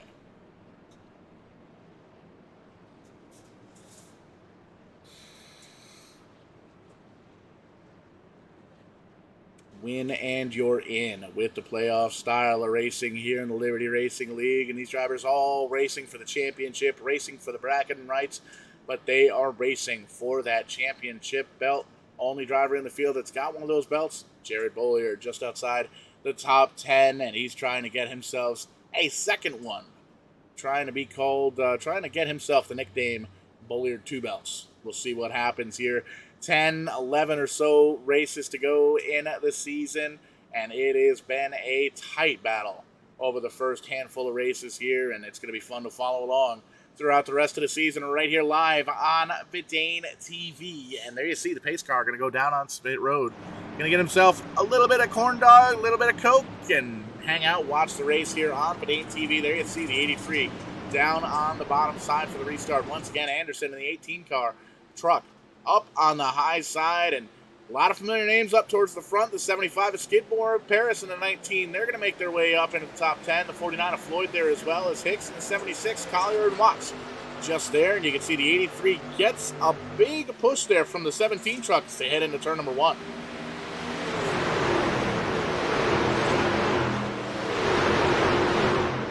And on up through the gears, making sure everything is A-okay with these trucks before they start to beat and bang. The 83 and the 17 hooked up down on the bottom side, missing their teammate Rowdy Wesley O getting spun. Spinning out there, bringing out the third caution flag of the night. Back mired in the 19th position. Going to try and make his way back up into the top 10, top 5, and potentially even the lead in that 38 truck. Top front right now, teammate the 83 holding on to the bottom side. Blue, former winner here in the series this season so far. In the 9 truck up top, Paris West and Floyd up in the top 5, and picking up from where these drivers left off before that caution flag came out. Side-by-side racing.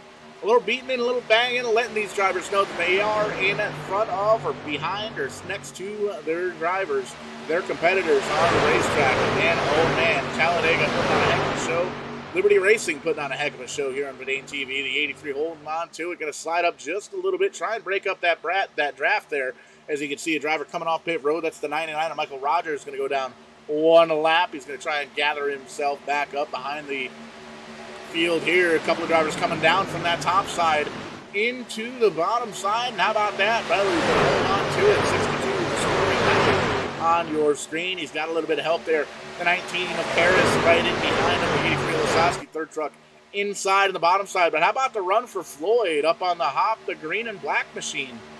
49 truck getting a big push from the 02 of Collier. The 91 is there. The 84 there as well. West and Duval trying to make a little magic happen. Anderson back into the top 10. Skidmore dropping back to the 10th spot. But it's not because of anything going on with the 75. It just seems like everybody getting hooked up and pushing themselves up towards the front.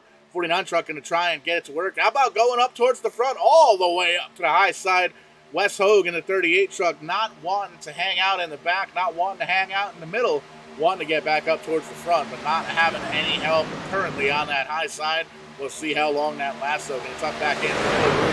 Lap number 35. Blue holding on to the lead. Paris, Floyd, Luskowski, West, and Collier up in the top 6 or so, jockeying for position, snaking out of turn number 4, down that long front straightaway, working the stripe, crossing the stripe. 36 laps in, 80 laps on the docket here at Talladega. Long race here, 2.66 miles around this super speedway. We've seen a couple of minor wrecks, a little bit of a calamity there under the last caution flag. We are getting a little bump from the back, not quite square on the front straightaway, and got sent on around, but we got everything gathered back up. And running once again, 28 trucks there on the lead lap. Everybody pretty much up within the same pack or so. A couple of drivers kind of lagging on back just to see, but you can see just how massive that front pack is. A little bit different than the last couple of runs here where we had 2 or 3 packs that are spread out throughout the racetrack. And this is some nerve-wracking racing as you're side by side by side, bumper to bumper to bumper. Really tough to make a move. If you have to maybe turn your head and sneeze, it's tough. There's a lot going on the racetrack. You really have to be aware of your surroundings. And these drivers know that. They've been involved in the super speedway racing for at least this season. And we've heard from Wesley Hogue and Taylor Lasowski, a lot of these drivers racing with each other for decades, going through multiple different simulations, multiple different games, trying to get to the top of the sim racing world. And the way to do it is, well, right here live on Verdane TV. Ooh, a little bit of a bump there for the 49. Gets a little bit squirrely from the 9. Holds on to it, but that is going to slide the front row around just a little bit. Collier in the 02. He's going to hold on to the lead now, sliding down in front of Coleman and the 49 truck of Floyd. And drivers jockeying for position in behind him. But how about that? Collier, 2 wins on the season so far. He's going to lead his first laps under green here at Talladega, just shy of the halfway marker.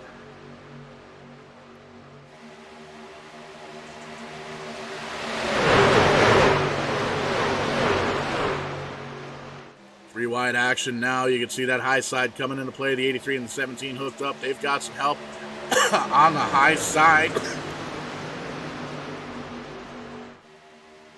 They've got some friends up on the high side. The 83 going to jump down to the middle groove, going to jump down to the low groove right in front of the Rob Collier machine, the 02. And you can see those Warrior drivers hooked up on the high side, making it work, trying to get a little bit of momentum going behind that 17 truck of West to see if they can get that high line up into the lead, sliding back just a little bit because that bottom side very, very hooked up. Massive push now from Collier in the 02 to Lasowski in the 83, going to lead lap number 38. Crossing the stripe to lap 39. How about Duval in the 84? It's staying up in the high side, middle of the side now. In the 04, slide back just a little bit. Doesn't quite have the help that the high side and the bottom side have. He's going to have to see if he can get up into the rafters and get up towards the front. 84 truck getting a little bit of help there from the 12. Going to try and get up to him. There's the 38 truck coming out of nowhere. We've seen West trying to attack it from the high side, the middle side. Now he's coming up the bottom side. 5th, 6th truck in a line, trying to make his way into the top 10. There you can see scored P9 after wrecking, bringing out that last caution flag, getting the damage repaired, getting some tires on it, getting that thing back full of racing fuel, and moving himself up towards the front, back into the top 10 for the time being. We're still 3 wide for the lead. Collier was going to lead that middle groove. Now he's got the 9 truck right up in front of him. Anderson in the high side leading the 83. Lasowski down on the bottom side. 3 wide for the front 2 rows. 9 truck going to jump down in front of the 83 and lead that bottom side. It's like chess with 180 some miles an hour here at Talladega in the 2.66 mile Super Speedway halfway marker. Cross flags, 40 down, 40 to go here at Talladega, the bshow.info. Hard Times, 80 lapper here at Talladega, live on Verdane TV. You're watching the Liberty Racing League do battle for the championship belt at the end of the season. Live on Verdane TV, all over the place. Facebook, YouTube, Twitch. Give us a like, a subscribe, a follow. Let us know who you're rooting for, where you're watching from. And hey, if you've got a smart TV, pull up YouTube, do a quick search for Verdane TV, and pull us up on the big screen. We look fantastic. There you see Baloo in the 9 truck, gonna hold on to the lead right now. Won himself a race so far this season, locked himself into the playoffs. Already gonna be racing for that championship in a couple of months' time here on Verdane TV. But he's getting a challenge now, the 83. Last week's winner, talked to him earlier on in the SlamDraftin hours, SlamDraftin with Liberty Racing. As you can see, Blue Ball in the 84 trying to get it going in that middle groove. They get it sorted back out. They're kind of 2x2 now at this point, with just a couple of trucks on the high side trying to make it work. Anderson in the 18, we've seen how well he's been able to push some drivers up towards the front. Leader wrecks again, the 9 truck is around, caution flag flies, huge wreck.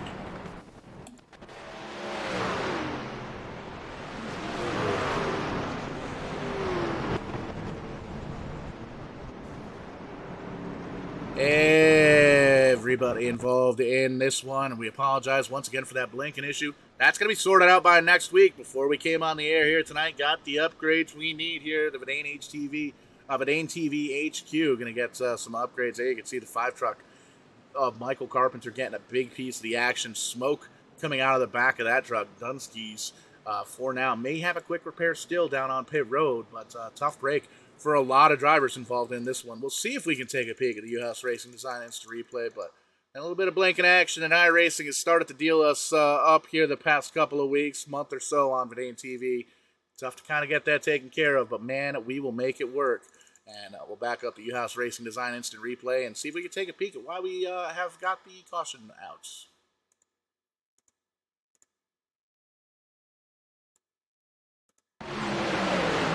There you can see just tight racing all the way through. There is the instant. We're going to back that up one more time because it was just a little bit further up. We made mention a leader came around. That's going to be the 62 with John Ballou still down on pit road, as it were. And from the Verdane TV chopper here, the U-House Racing Designs Instant Replay, the 91 just not quite square on that push. The 91 gets a big piece of it all. Everybody up on the high side there as well. And everybody pretty much getting a piece of the action here as well. It's a tough break for sure, and man, it's just when the racing groove is blocked up like that, it's tough to get down and around. But that's going to give again everybody an opportunity to come down pit road and get some service. Dan Withers going to stay out on track. He's going to gain 32 spots from where he qualified, back in that 33rd position. He's going to stay out on track. Everybody else coming down to get some service.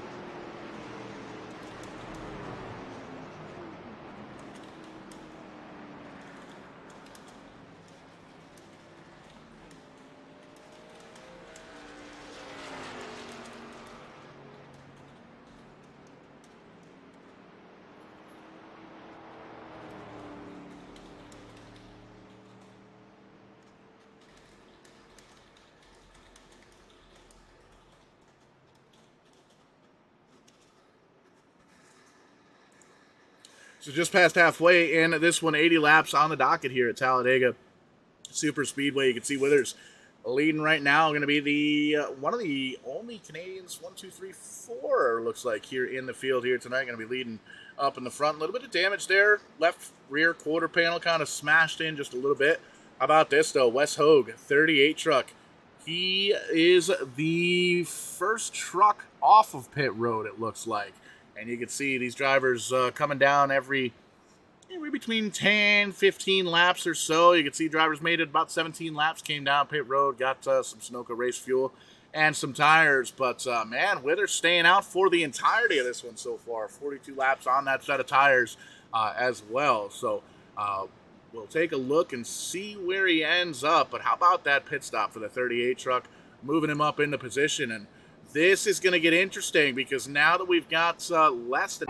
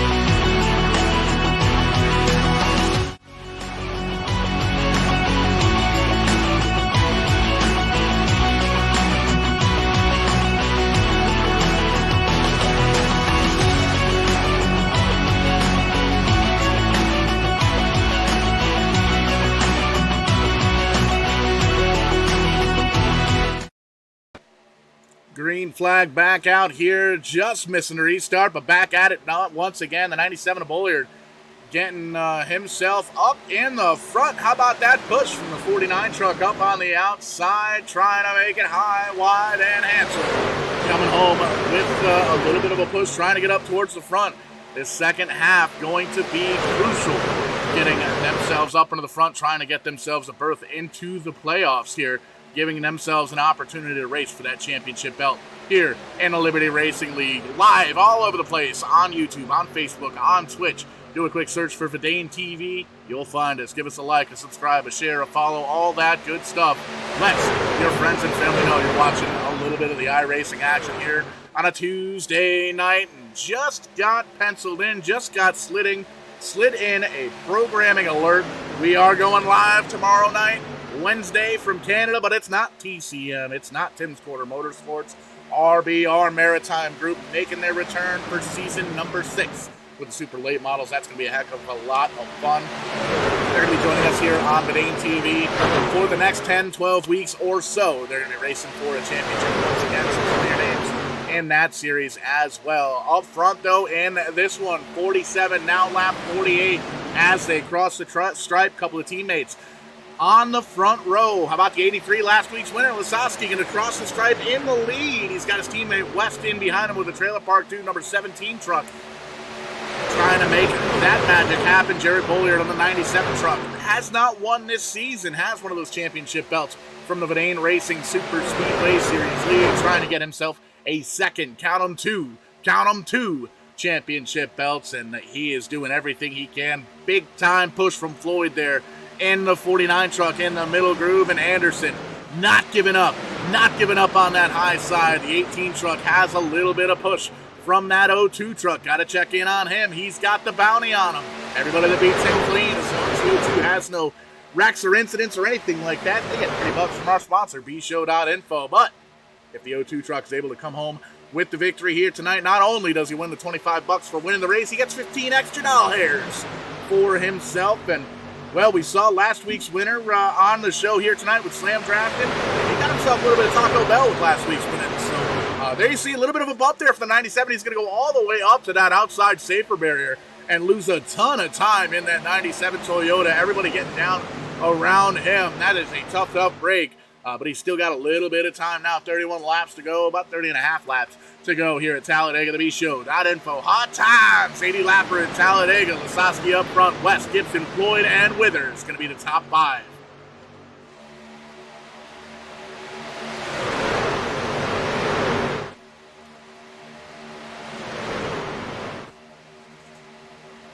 .30 laps to go as they cross the stripe. Lasowski and West up in the front. Floyd, Gibson, Hogue now the top 5. Collier is still up in the top 10 as well.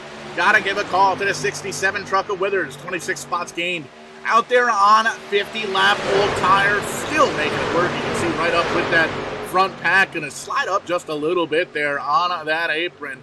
And you got to wonder how long those tires are going to hold out. You can see just a little bit squirrely down there on the bottom side as those tires get worn. And he's doing everything he can to stay as close to the front as he can. And he is going to make sure that he's only going to come down pit road once, it looks like. And he doesn't want to do it under green. He wants to make sure that he gets it done under caution. Lasowski up front, though, still holding on to the lead.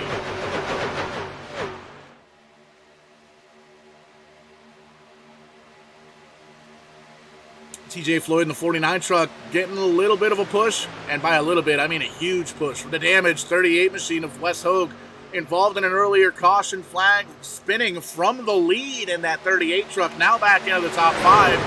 Up on the high side, pushing the back bumper of the 49 truck of Floyd, trying to get him up towards the front. He's got the O2 of Collier there as well. Withers still throwing that truck up into the top 5, even with those old tires. Very impressive so far for the 67.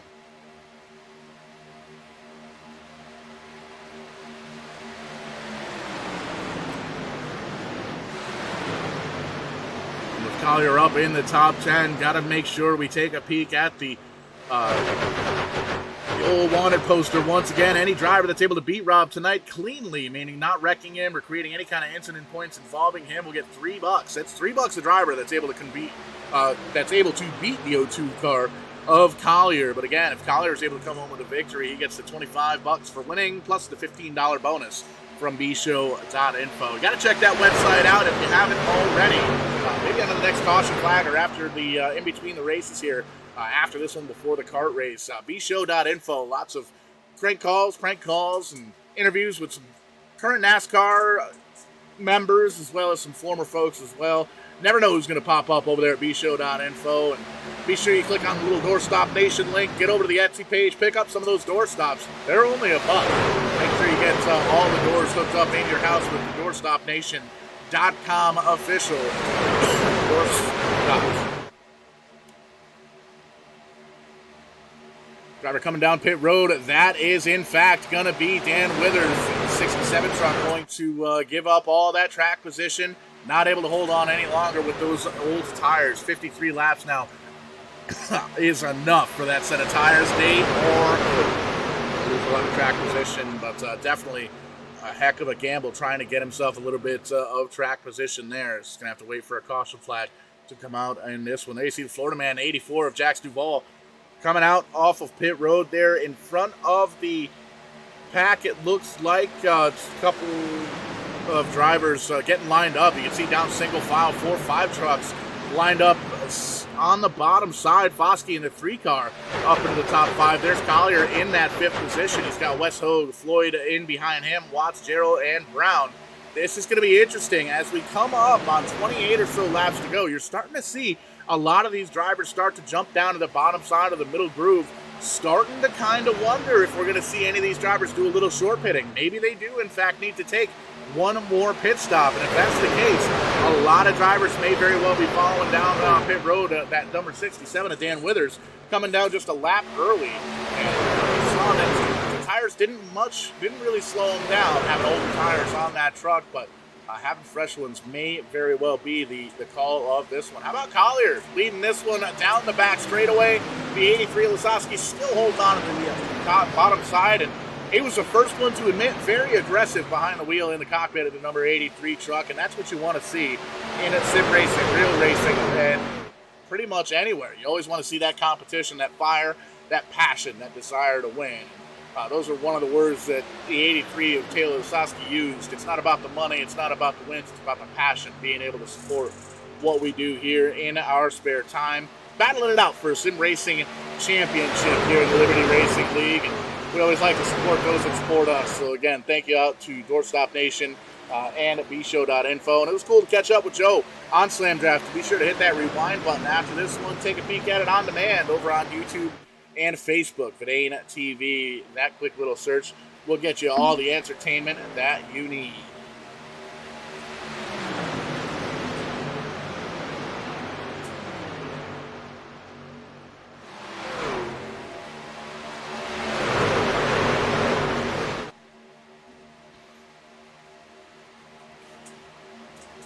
These drivers getting a little bit of a mix. Always cool to see different varieties of racing here.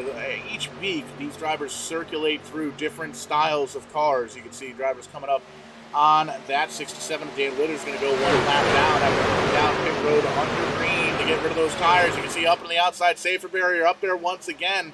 Going to be tough to hold on to it, but everybody gets by cleanly. It looks like the 83 down at the bottom, Collier in the 02. Up on the high side with 25 laps to go in this one. Hard Times at Talladega. 80 laps on the docket. Relatively clean racing all night. Had a couple of incidents throughout the field, but nothing too crazy bad. And taking a peek at timing and scoring, 25 trucks currently on the lead lap. And after tonight, 10, 11 races to go for that championship. And everybody trying to get themselves a win, trying to get themselves a victory, trying to get locked into those playoffs, because man, oh man, a championship belt's one of the coolest trophies you're ever going to get in the sim racing world. We do it like that here live on Vidane TV each and every week here for the Liberty Racing League. And Lasowski doing what he does each and every week here on Vidane TV. Leading laps, he's got the 17 of West right in behind him, the Trailer Park Dude number 17 truck. But man, Collier still up on that high side, making it work. That Ford getting a huge push from the 38 truck. Great recovery for the rowdy one, Wesley Hogue. We've heard him talk time and time again, week after week. He wants to win. The competition has absolutely stepped up here in the Liberty Racing League, especially this Super Speedway Series. Only one repeat winner so far this season. Wes wants to make sure that he gets himself a victory and locks himself in to that championship playoff. He wants to get that championship belt. He is in possession of it. It did come. UPS dropped it off while we were live on the air here at Vidane TV over on the SlamDraftin with Liberty Racing. You'll be able to check that out over on the Facebook page. Just do a quick search for Liberty Racing League. And oh man, they will be able to, you'll be able to see that championship belt. A beautiful championship belt. So Wes is in, he holds on to it right now, but he wants to earn it, wants to get himself a victory, wants to lock himself into those playoffs and get himself an opportunity to race for that belt, that championship belt that's been eluding him for over a decade. Lasowski holding on to it right now. He's got his teammate of Kevin West in behind him, the Trailer Park Dude, number 17 truck. Check that guy out on on Twitch, Trailer Park Dude. There you see the 02 car. Collier still leading the high side, still has Wes Hogue in behind him. You can see a couple of drivers back mid-pack. They're trying to get themselves lined up. You may very well see a third line start as we have 22 laps to go. 22, how about that? Shout out to Gary Spinato Jr. in that number 22 car, Stafford Street Stock. His son, Alex Spinato, getting ready to race the 23 car at Stafford. Be looking for some sponsorship help in that 23 car. He's the son of a race car driver. Speaking of hard times, speaking of dusty roads, speaking of royalty, speaking of wrestling and racing, having royalty families. The Spinato family, a staple in the Stafford Speedway, and they being involved in owning Rent a Race Car over the past 10, 15 years. Very cool to see Alex Spinato getting a shot to run full-time.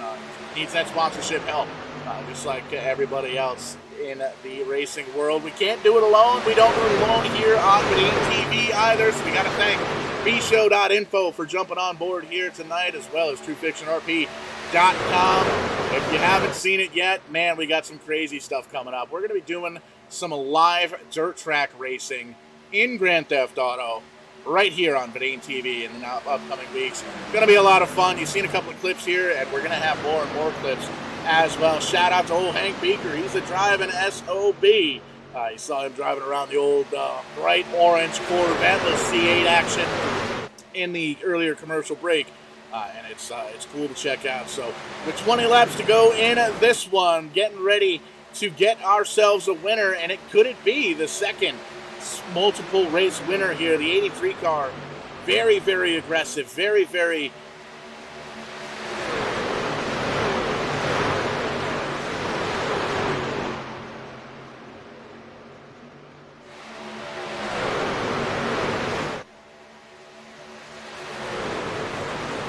you get yourself all worked up in live TV and things come unplugged. Sorry about that. Apologize. Get it all sorted. It's only live TV, right, folks?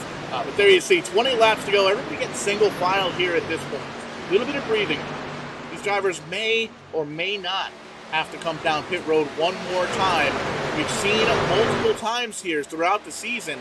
These guys will short pit here under green flag conditions, and it looks like that may very well be happening. There you see Jackson Duvall going a lap down in the 84 car. TJ Floyd in the 49 truck going to be the only soldier coming down to get some service. There you can see Randall Carr down as well. The double aught going to get some service as well. This is going to be big. This is going to kind of force the issue here for these drivers up in the front to come down pit road. They don't want to lose extra time on somebody that's come down and gotten fresh tires. And there you can see lots of drivers trying to peek on down to the bottom side of the racetrack. A lot of times when you see that, you'll see these drivers come down pit road, and I think that's what we're getting ready to see here under green flag conditions. 19 laps to go, and you can see very spread out up towards the front. Going to need one more pit stop for fuel before we get that checkered flag here at the bshow.info, and here they come. About a dozen or so trucks, maybe half the field or more. This is going to get dicey. Everybody coming down to 65 miles an hour. There you see Bolliard, former champion here. Pretty much everybody except for the top 6 drivers coming down pit road. Going to be a lot of 2-tire stops. Going to be a lot of fuel-only stops here in this one. There you can see the pace safety vehicle driver ready to rock and roll just in case we get a caution flag. But right now, these drivers think that they're going to finish under green flag. 18 laps to go in this one. The 95 going to hold on to the lead here. The Rick Seaburns machine, the number 4, right in behind him. And there you see the 67 on the tail end of the lead lap. Good news for the 67, might be able to get around the racetrack one more time and see if he can get that lap back the hard way. Rick Seaburns in second, Mark Mann in third. Overstreet, David Overstreet making his debut here tonight in the 46 car in the third. They're all going to come down. Nathan Brown, Darren, Mack going to come down pit road as well. So everybody on the lead lap making their final pit stops. A little bit of smoke, but it looks like everybody up to speed. Kevin West going to be the front driver, first driver off pit road in that lead pack. He's got his teammate Lasowski right in behind him in the 83, the 3-car truck. Going to do that all night long, and we're probably going to be calling the cars trucks next week at Vidane TV. That's just how the cookie crumbles here on Vidane TV. But there's the 3 truck of Jason Foskey right in line, and he's got Wes Hogue, Jarrett Bollier, Rob Collier, John Ballou right in behind him. A couple of powerhouse drivers getting hooked up. There you can see getting past the start-finish line while everybody else just now coming off pit road. So these drivers that have already been down pit road, these front 5, they're going to come by and blow past these drivers down on the bottom side as they get up to speed, get up through the gears. They're not even going to have an opportunity to get lined up here until the pack comes on by. So we'll see those guys kind of jump in. It looks like a little bit further on back, and one of the crazy things to see, James Mayer in the 95 truck still staying out on track. West not inheriting the lead just yet. There you see the 95 truck now going to come down pit road, or come off of pit road rather. And there come the leaders. West in the 17, the 83, the 3, the 38, and the 97 of Jared Hilliard. The front-running Toyota looks like may very well be the only Toyota on a lead lap in the 97 truck. And, well, there you see, he's the only Toyota up on the high side as well, all by himself. And they're all lined up, single file. This is an opportunity for these 5 trucks to really start to pull away from the rest of the field. You can see a couple of drivers getting hooked up, getting lined up in behind these drivers as they came down that second round of pit stops with 16 laps to go. They're going to be able to catch right back up to the tail end of this pack, but a little bit further on back, you can see Mark Mann back here, as well as Rob Collier in the 02 truck, Nathan Brown, Michael Carpenter. They're all trying to get hooked up with drivers that are kind of around them that they came off pit road with. There's the 9 and the 5 trying to get a little drafting action. And you can see the 24 trying to catch back up there. Donovan Jarrell, big recovery from where he qualified. He's up 11 spots from where he qualified. Michael Carpenter going to be the biggest mover of the race so far. Currently in 12th. He's up 16 spots from where he qualified outside of the top 30. But up front, things are starting to heat up. James Merritt, a 95 truck, still holding on to the lead as he gets a little bit of a push there.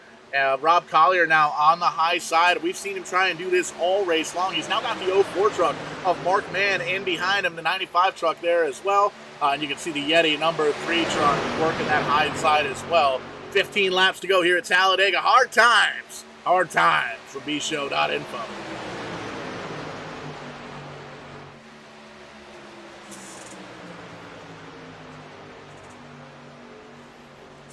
Collier slides on down to the bottom side. He's going to get in front of the nose of the 95. He's going to try and lead himself a lap, try and get himself a little bit of an extra payday. Any driver that's able to beat Rob tonight clean, meaning that wrecking him or creating any incident points involving him will get $3. That's $3 a driver that beats the 02. And as we say that, you can always remind the drivers that you can always tell who's watching Verdane TV, because there you can see everybody getting down and around. Hey, I want $3 too. Let's all work together and get around the 02. But if that 02 truck of Rob Collier is able to come home with the victory here tonight, not only is he going to get the 25 smackaroos for winning the race from the sponsor here tonight, bshow.info, he gets an extra $15 payday. We saw Taylor Lasowski coming home with a victory last week. Saw him live tonight. He spent that money on a little Taco Bell action, and well, Wes is eating chocolate cake barehanded. I didn't even get an opportunity to get a slice of cake, so I'm a little bit jealous on that. Crazy racing here so far. Matt Swope in the 82 going to come down pit road, it looks like. Get a little bit of damage repaired on that machine back further on in the pack. But up front, still side by side, still a little bit of a drag race. The 95 down at the bottom of Mare and Mann up in the 04 car, making that high side work.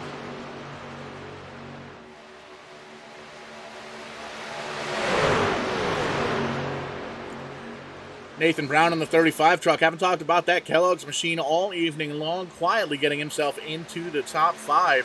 Running in the 5th spot right now, qualified in 9th, and still running up in the top 10 here with 13 laps to go. Helping out that high side, he's got the 4 truck of Seabrins up in front of him, and both of them are pushing Mark Mann there in the 04 truck, trying to get that line to move. There's the 02 truck back once again. He's on the bottom side now. He's going to try and get hooked up with those 2 drivers on the bottom side to see if Overstreet and Brown can make a little magic happen down on the bottom. And you can see it's a long ways back to that second pack. As we look at timing and scoring, they're almost 6 seconds back behind the leaders. We saw that happen earlier on here, crossing the stripe with 12 laps to go. It's side by side, the 95 of Mayer down on the bottom side, the 04 of Mann up on the high side. Overstreet, Seabrins, and Brown the top 5. Collier, West, Lasowski, Hogue, and Foskey the top 10.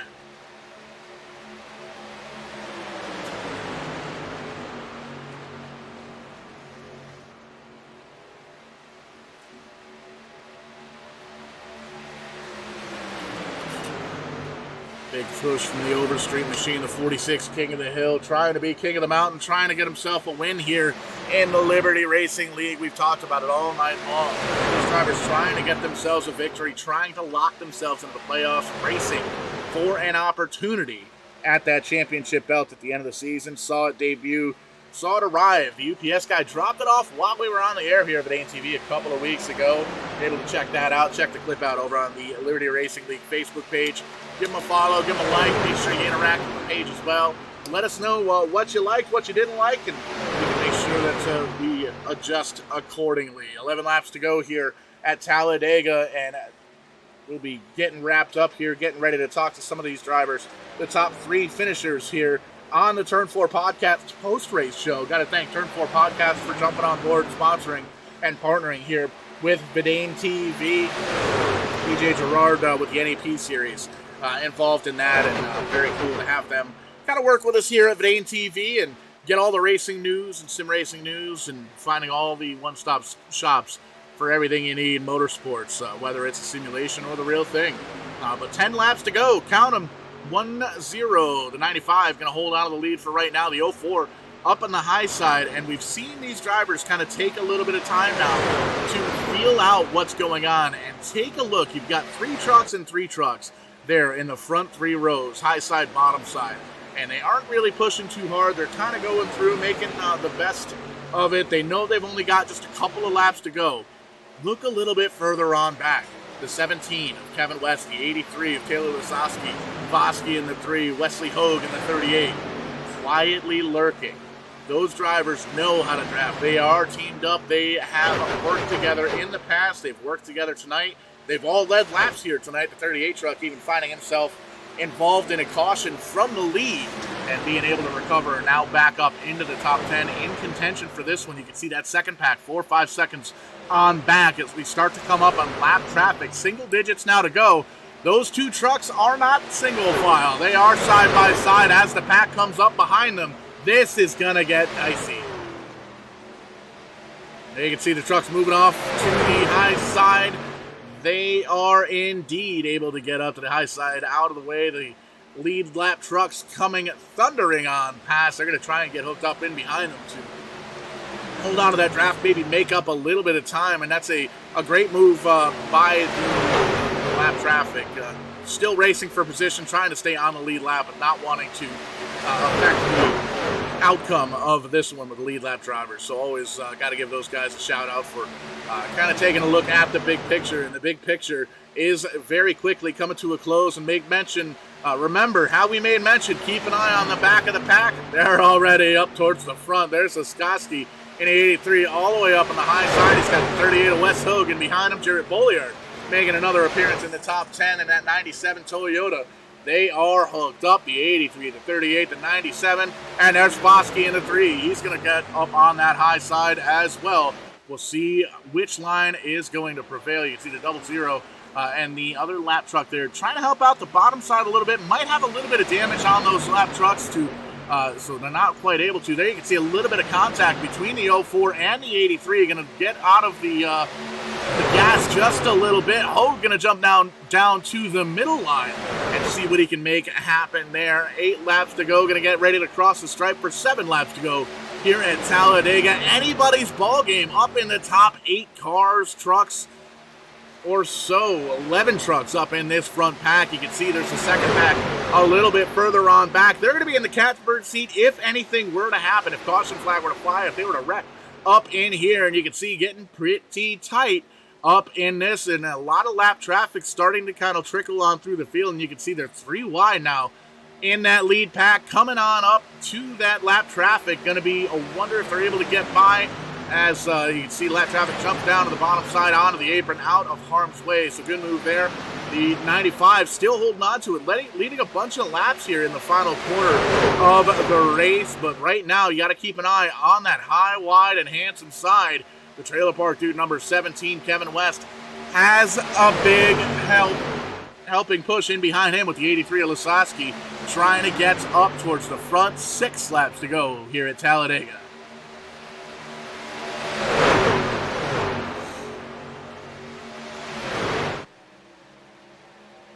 And you can see business is picking up. There is a massive push from the 83 on the high side, but they're not able to gain as much momentum as maybe they could have before, because the 04 getting a huge push from the 4, the 95 getting a huge push from the 46, and there you see 38 of Wes Hogue. Oh, big slide for the 17. He holds on to it. How about that driving for the trailer park dude? The 17 truck holds on to it. That high line, though, comes apart as they come out of turn number 4. Fantastic driving by Kevin West. Big slide for the back end of that race car, breaking up this front of the pack.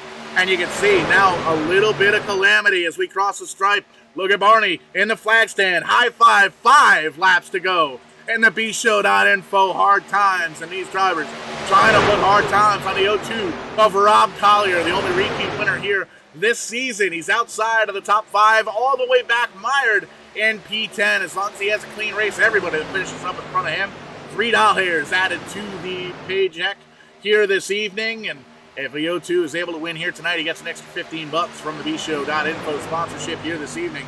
So be sure to check those guys out. But after the race, big time action up towards the front. Contact, big wreck, huge, everybody involved.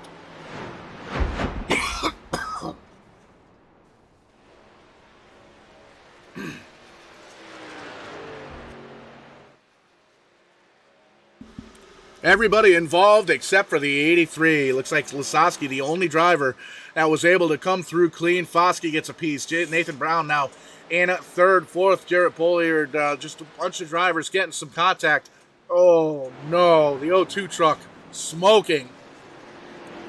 The Dale's Dead Bug machine getting himself a mouthful of pocket sand up in the front. That 0-2 truck done for the evening. Lasowski, relatively clean truck. Looks like he was able to get through that one without harm's way.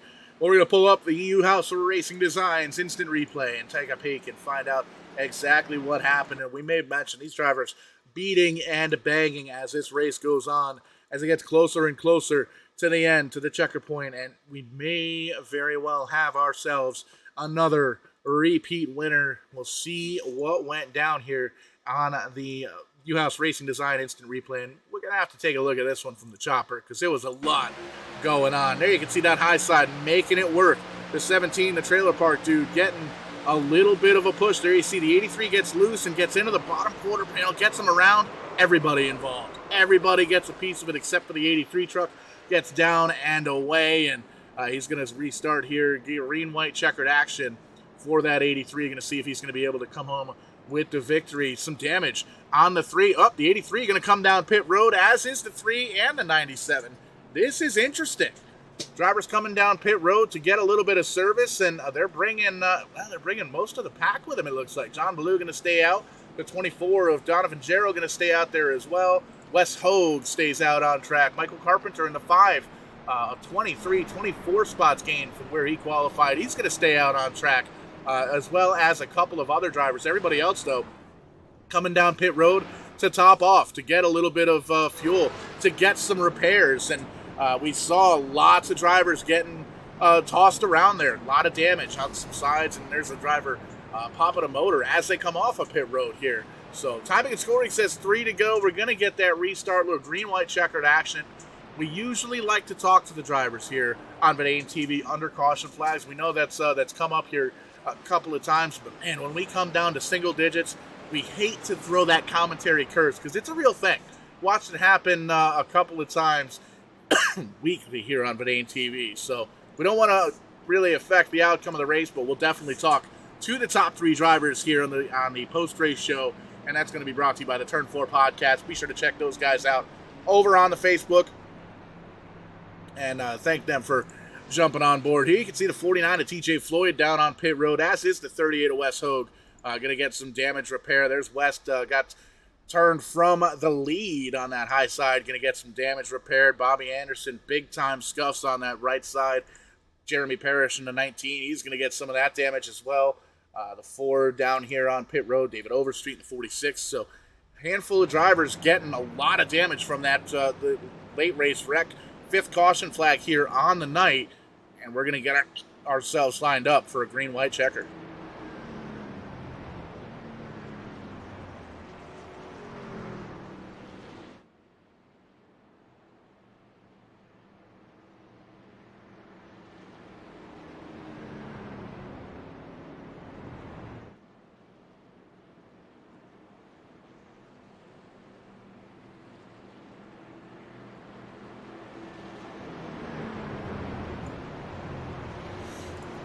sliding the headset off and sliding the helmet off, throwing the headset on, and, well, throwing his gloves across the room. Wes Hogue, big-time damage on that 38, man. Back in front, we've seen you lead laps, come back from the front a couple of times, but it's just not able to close these things out, man. What happened? It looked like the 83 got into somebody there. Just turned them down, and it's all she wrote. Nothing I can do there, Paul. Nowhere to go. We're getting lined up for a green-white checkered finish here, and it's great to have you up here in the booth. Yeah, my bad. You're good. The lights off on the iRacing pace car, getting lined up 2x2 once again. Blue and the 9 truck down on the bottom side. The high side going to involve the 24 car truck of Gerald. Another $1 in the jar. We'll just throw it towards upgrades and maybe some Lindy's every time we say car. I think we're up to about $500 at this point. But John Ballou going to hold on to it, going to try and become another repeat winner here in this one. And he's got a couple of drivers that stayed out. Donovan Gerald, Michael Carpenter, Jared Bolliard out on track. Taylor Lasowski going to round out the top 5. Nathan Brown, Mark Mann, Leon Keniston, James Muir, and Bobby Gibson breaking into the top 10 for the very first time. Wes, this is going to be a crazy restart. It is, and I got to say, this entire race has been crazy, Paul. It's been a lot of good racing, a lot of tight racing. We've done a lot of just beating and banging up here, and it's I'm a little speechless at the moment, a little ticked off, needless to say, but not at one drive or anything. Just want to win one of these things, Paul. Very familiar with it. You and I go way back in the Verdane racing, many moons, decades even, and it's tough when you put the league together. You want to get out, you want to win races, you want to be on top, but sometimes you just put together one hell of a league, and the competition that we've seen here in the Liberty Racing League is absolutely over the top. Ballou going to restart down on the bottom side. That 9 truck, we've seen him in the top 10 all evening long. Gerald Carpenter, new contenders up here this evening. First time we've seen that 5 truck up front all night long. Bollier Lasowski going to round out the top 5. And we heard from Taylor earlier on, that 83 truck. Very aggressive driver. His words out of his own mouth, and he's going to be restarting on the inside there in P5. We'll see what the 83 truck's able to do from 5th. Pace cars down and away. We're lined up 2 by 2 to get the popsicle sticks. Once we take that green flag from Barney up in the flag stand, going to try and find ourselves another winner here in the Liberty Racing League. We're going to see if we can get somebody to get some hard times. There you see the green flag once again. Ballou gets a jump that he needs. They're a little bit on the unorganized side, up on the high side. Bollier trying to push the 5 truck up towards the front, but not quite able to get the steam they need. There's a 24 up in front. Paul, one to keep an eye on is going to be Rob Collier restarting that 15th position. He had to go down and use a reset. Remember, every driver that beats him here will end up getting an extra $3. If Rob somehow comes back to win this race, he not only gets the $25 to win, but he also gets a bonus $15. So Rob sitting mid-pack right now and going to try to fight his way up as this 3 by 3 heading down into turn 3. High, wide, and handsome. There you can see it. There's the contact. 24-car truck around Bollier involved. Big wreck. Huge. Green dot lining them up one more time for another green-white checker. And I believe that, and Rob Collier's in it again, Paul. This time, Rob already did use his fast repair. The field started to really check up. Looks like right now he was slowing down, and he just got ran through, Paul. We'll take a peek at it at the U-House Racing Design instant replay. We've seen drivers get wrecked from the front. Wes, you were one of them earlier on, the second caution flag of the night.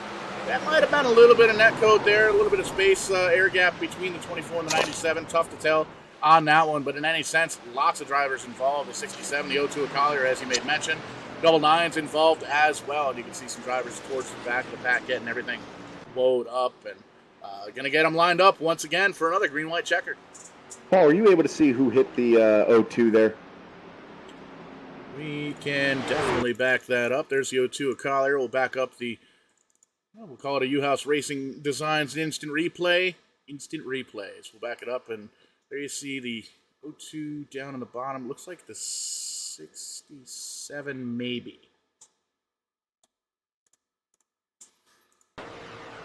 I'm trying to watch it as well, but unfortunately my connection started doing crazy there when all that happened, so I'm not able to 54. see exactly what happened there. Yeah, 54 ended up doing it. 54 it looked like, yep. Of David Watts. And Paul, I'm assuming there, it doesn't really look like there's much excuse for why the David Watts machine just kind of drove through him.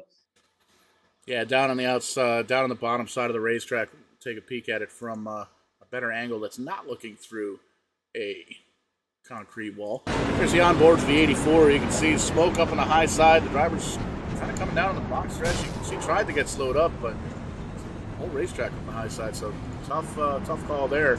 8 drivers staying out on track. Jarrett Bollier going to be the first driver to come down pit road, and this is more to repair damage, I think. It looks like everybody's got the last set of tires on the truck, and there you can see a little onboard action with the leader, Michael Carpenter, the number 5 truck. He's got that thing shut off. He's coasting. Very nervous on the fuel load for this one. We'll take a look how long these drivers have been out. Looks like 19 laps for Carpenter. So maybe not worried too much about fuel, but still shutting it off, saving a little bit. Yeah, Paul, the fuel is definitely close. I'll tell you that. I know for us, we were saving like crazy there after we came off that green flag pit stop. It got to the point where we felt like we were comfortable to go. So the 54 of David Watts received a 1-lap black flag for ARCA braking. That's one thing we do here at Liberty Racing League. If there is an incident where it's clear as day where you probably shouldn't have gone through the driver that you did, you are penalized for that. So some new names up towards the front. Carpenter, Brown, Mayer, Lasowski, and Keniston going to be the top 5 as we take this restart. Derek Mack in at 6. Freddie Dirtstock Sr. at 7 truck. Haven't talked about him too much all evening long. Currently in that 7 truck. David Watts got that penalty, I believe, in that 54 truck. John Ballou in 9th. Jarrett Bollier 10th.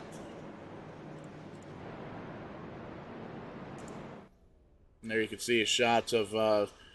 we'll call it a truck graveyard. Lots of trucks down on pit road, getting some damage fixed to see if they can maybe get a little bit of points added on to the finishing order. You can see the O2 truck getting a little bit of damage worked on. Already used that quick reset on that last caution flag, so having to repair it the hard way here in this one. Lights still on the iRacing pace car. And Wes, we've gone through, we've run about a half a dozen races or so far this season. Only one repeat winner so far with Rob Collier. And we've got 10, 11 races. What are we looking forward to here the most here with this leading up to the playoffs? Man, I'll tell you what. The cool thing is what we do getting into the playoffs. We have an all-star race that's going to be coming up at the end of the regular season. The regular season will end with 16 drivers, and then we're going to have a pretty fun race. We're going to do at this track here. We're going to do where the drivers can actually go down pit road if they want to go down pit road. You can just go full speed all the way around the track one way or another. So we're going to have a fun little all-star race with that. But we just have a lot going on here. I'm sorry. Kind of multitasking at the same time, guys, as for EOLs and stuff. But no, we had a lot of cool stuff going on. And there you can see lights off on the iRacing pace car. Again, everybody lined up 2x2 once again. 6 caution flag here tonight, 80 laps on the docket. We are in overtime. Second green light checkered attempt here at Talladega for the bshow.info. Hard Times 80 here at Talladega Super Speedway. Carpenter going to restart that number 5 car down on the bottom side. He's got the 35 of Brown up on the high side. Mayer, Keniston, Lasowski on the top 5. Dirtstock, Mack, Ballou, Collier, and Watts, the top 10. All right, so even though Rob Collier was caught up in that, he's not too far from the front here, as he's going to be he's going to be starting here. It looks like it's possibly around the 13th position. So, he's still got an opportunity to get up there. I know he wants to win an extra $15, and he definitely doesn't want any of these guys to get that money. And you can see the 83 truck still making a top 5 appearance. Going to restart second on the outside line. He wants to get himself some more Taco Bell for next week's SlamDraftin with Liberty Racing, and maybe have his cake and eat it too. something like that. So the lights are off. I can tell you now, these guys are getting antsy. Watch out for that number 83. He is fast. Taylor Lasowski. You have Fred Dirtstock up there. He's one of those drivers that just rides around in the back till it's time to go. He's gotten the short end of the stick a couple times this season. John Ballou is already a winner. He's going to be up there. Jarrett Bollier, he's going to be on the outside of John Ballou. He's a weapon, I'll tell you that. It's user checkers records for that 97. And then, of course, Rob Collier looks like he's going to be starting right around 13th position. So base goes in, Paul. We're going to try this one more time. Green, white, checkered attempt, 2 of 3. 18 trucks strong in this one. 18 trucks on the lead lap. Means 18 trucks could potentially come home with the victory.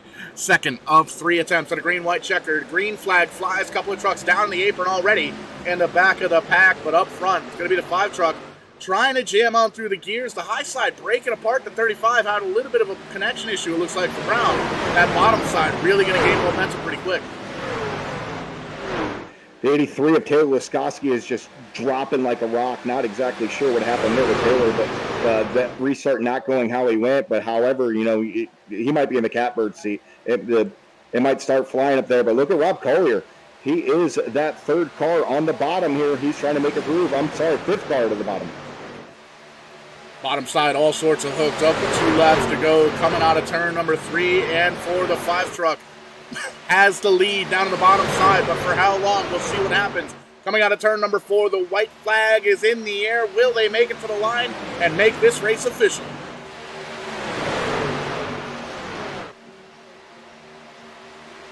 White flag is out. The leader took the white flag, so if they do start wrecking again, Paul, it will not matter. We are racing to the finish.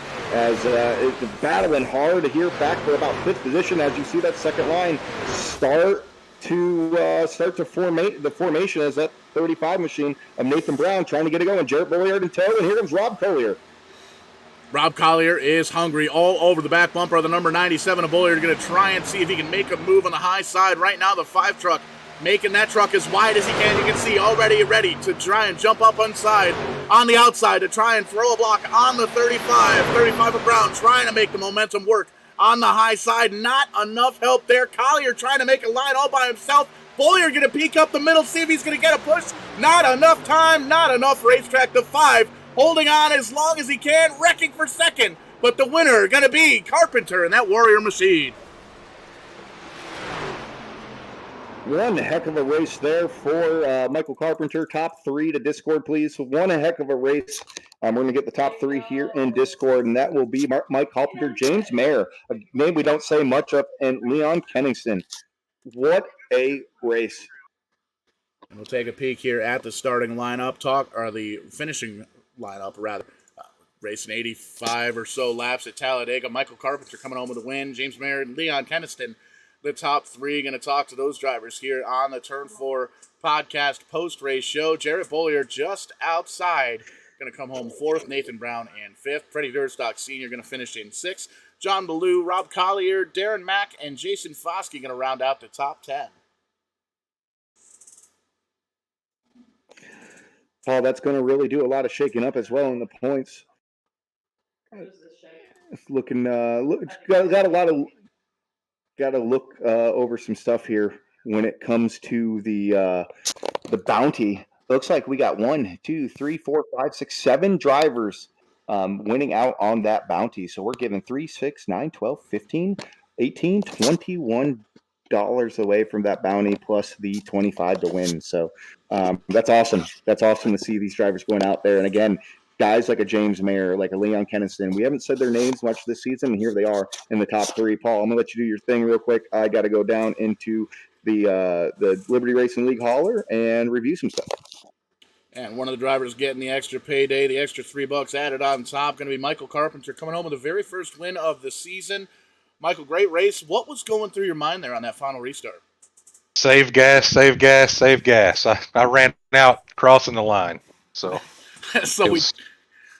So we don't quite get the burnout, unless we get the burnout on foot. That might be interesting to watch. But definitely explains the timing and scoring. 27 spots, qualifying in 28th. Passing all those drivers, using a little bit of that fuel strategy at the end. And we see a lot of great drafting with some of those teammates. Is that something you guys went into this race and planned on maybe having to deal with a fuel mileage thing towards the end of this one? Yeah, our strategy every race has been starting the back and just try to stay out of trouble and work our way up. You know, we've done that every race. The first 3 races, you know, Matt Elliott and I really ran well together, had good finishes, and then the last couple we just had real bad luck. I got caught up in that wreck at around lap 40 had to burn my fast repair. So we were trying to lay back there until the end, and then the fuel strategy. Everybody went in on that last caution, and I stayed out and just was barely able to stretch it out. So it worked out well for me. 100%. It locks you into the playoffs. Winning, you're in. You get an opportunity to fight for that championship belt here coming up in about a month or two's time here on Verdane TV. How exciting is that? That's awesome. That's good to be locked into the playoffs. I felt like I'd be good on points the way the season started, but this way I don't have to worry about it. I can just try to help my teammates get in from this point on. 100%. And we know the teammates definitely help you out. Who else gets you to the virtual racetrack there in the 5 camp? Definitely iRacing Warriors Motorsports, EPI, Tech for Troops. Those are our sponsors for our league and our team. So they couldn't do it without those guys. 100%. And congratulations winning here. The bshow.info Hard Times at Talladega, locking into the championship playoffs coming up here in just a little bit of time here on Verdane TV. Congratulations. Thanks, Paul. You guys do a good job here, man. Thanks to Wes as well. Always appreciate hearing that. And we're going to slide on down pit road here, see if we can catch up with second and third place drivers, James Mara and Leon Keniston. We'll see if we can find them on pit road here and get them up under the microphone here. But a great race as we take a look at that finishing order. You can see the top 10. We made mention TJ Floyd just outside, as is Jeremy Parrish in the 19. McClellan finishing 13th. I don't think we mentioned his name too many times there in the 12 truck all night long. Lasowski dropping all the way back to 14th. Mark Mann in 15th. Elliott Swope, Bobby Gibson, Dan Withers back there in 18th. As we look down pit road, trying to catch up with the rest of the drivers here. It's going to be the second place driver that we catch up with first, the 95 truck of James Mara. And James qualified well outside the top 15. 23rd, I think, is where he qualified. But hey, you finished second. Talk to us. Yeah, it was, try to race a conservative race. Have a clean truck at the end. I think we qualified. Where did we qualify? I think 8th. I think we're up front, up towards the front, 8th, mid pack there. But just wanted to keep a clean truck to be there at the end. And we ended up using a truck there towards the end, and had our backup ready to roll. So happy to get second there. I thought we'd get a better run in the 3. I was a little bit conservative there as well. I thought we'd get a better run in the 3 that I'd be able to jump high, but that high line came pretty good there. So we were kind of stuck pushing the 5 there. So congrats to him. And I'm happy with the second. 100% showed that's definitely going to be a contender in this championship as we get further on into the season. Want to give you an opportunity here, James, to thank anybody that makes it happen for that virtual 95 camp. Yeah, all the guys I race with, the Precision Motorsports on the truck here, our Precision Matthews machinery. The guys at bshow.info that they do some promotions here, and Wes and all the guys putting the league on. It's a good group to run with. So I'm having fun. 100%. So congratulations, second place, and showing that 95 truck not going to be a contender here as this goes on. So congratulations, the top 3 finish. Thanks. Just looking through the pit road area, not able to find the driver, the 933 here on pit road. So it looks like may have made it back to the hauler, the virtual hauler, as it were. And wrapping things up here for the bshow.info, Hard Times at Talladega, 85 or so laps completed here, double overtime, 2 green-white checkered finishes here at Talladega, wrapping things up. Not quite for the evening. Got another race coming up here, a little kart racing action coming up. They're going to be coming up here live, taking the green flag at 10:30 p.m. Eastern Time. So we're going to take ourselves a quick little bathroom break, maybe grab a snack, say hi to the fans, sign some autographs, and then we're going to come back right here live for some more green flag racing here on Verdane TV. We will catch you on the flip side, and when we do, we're going to be doing it live.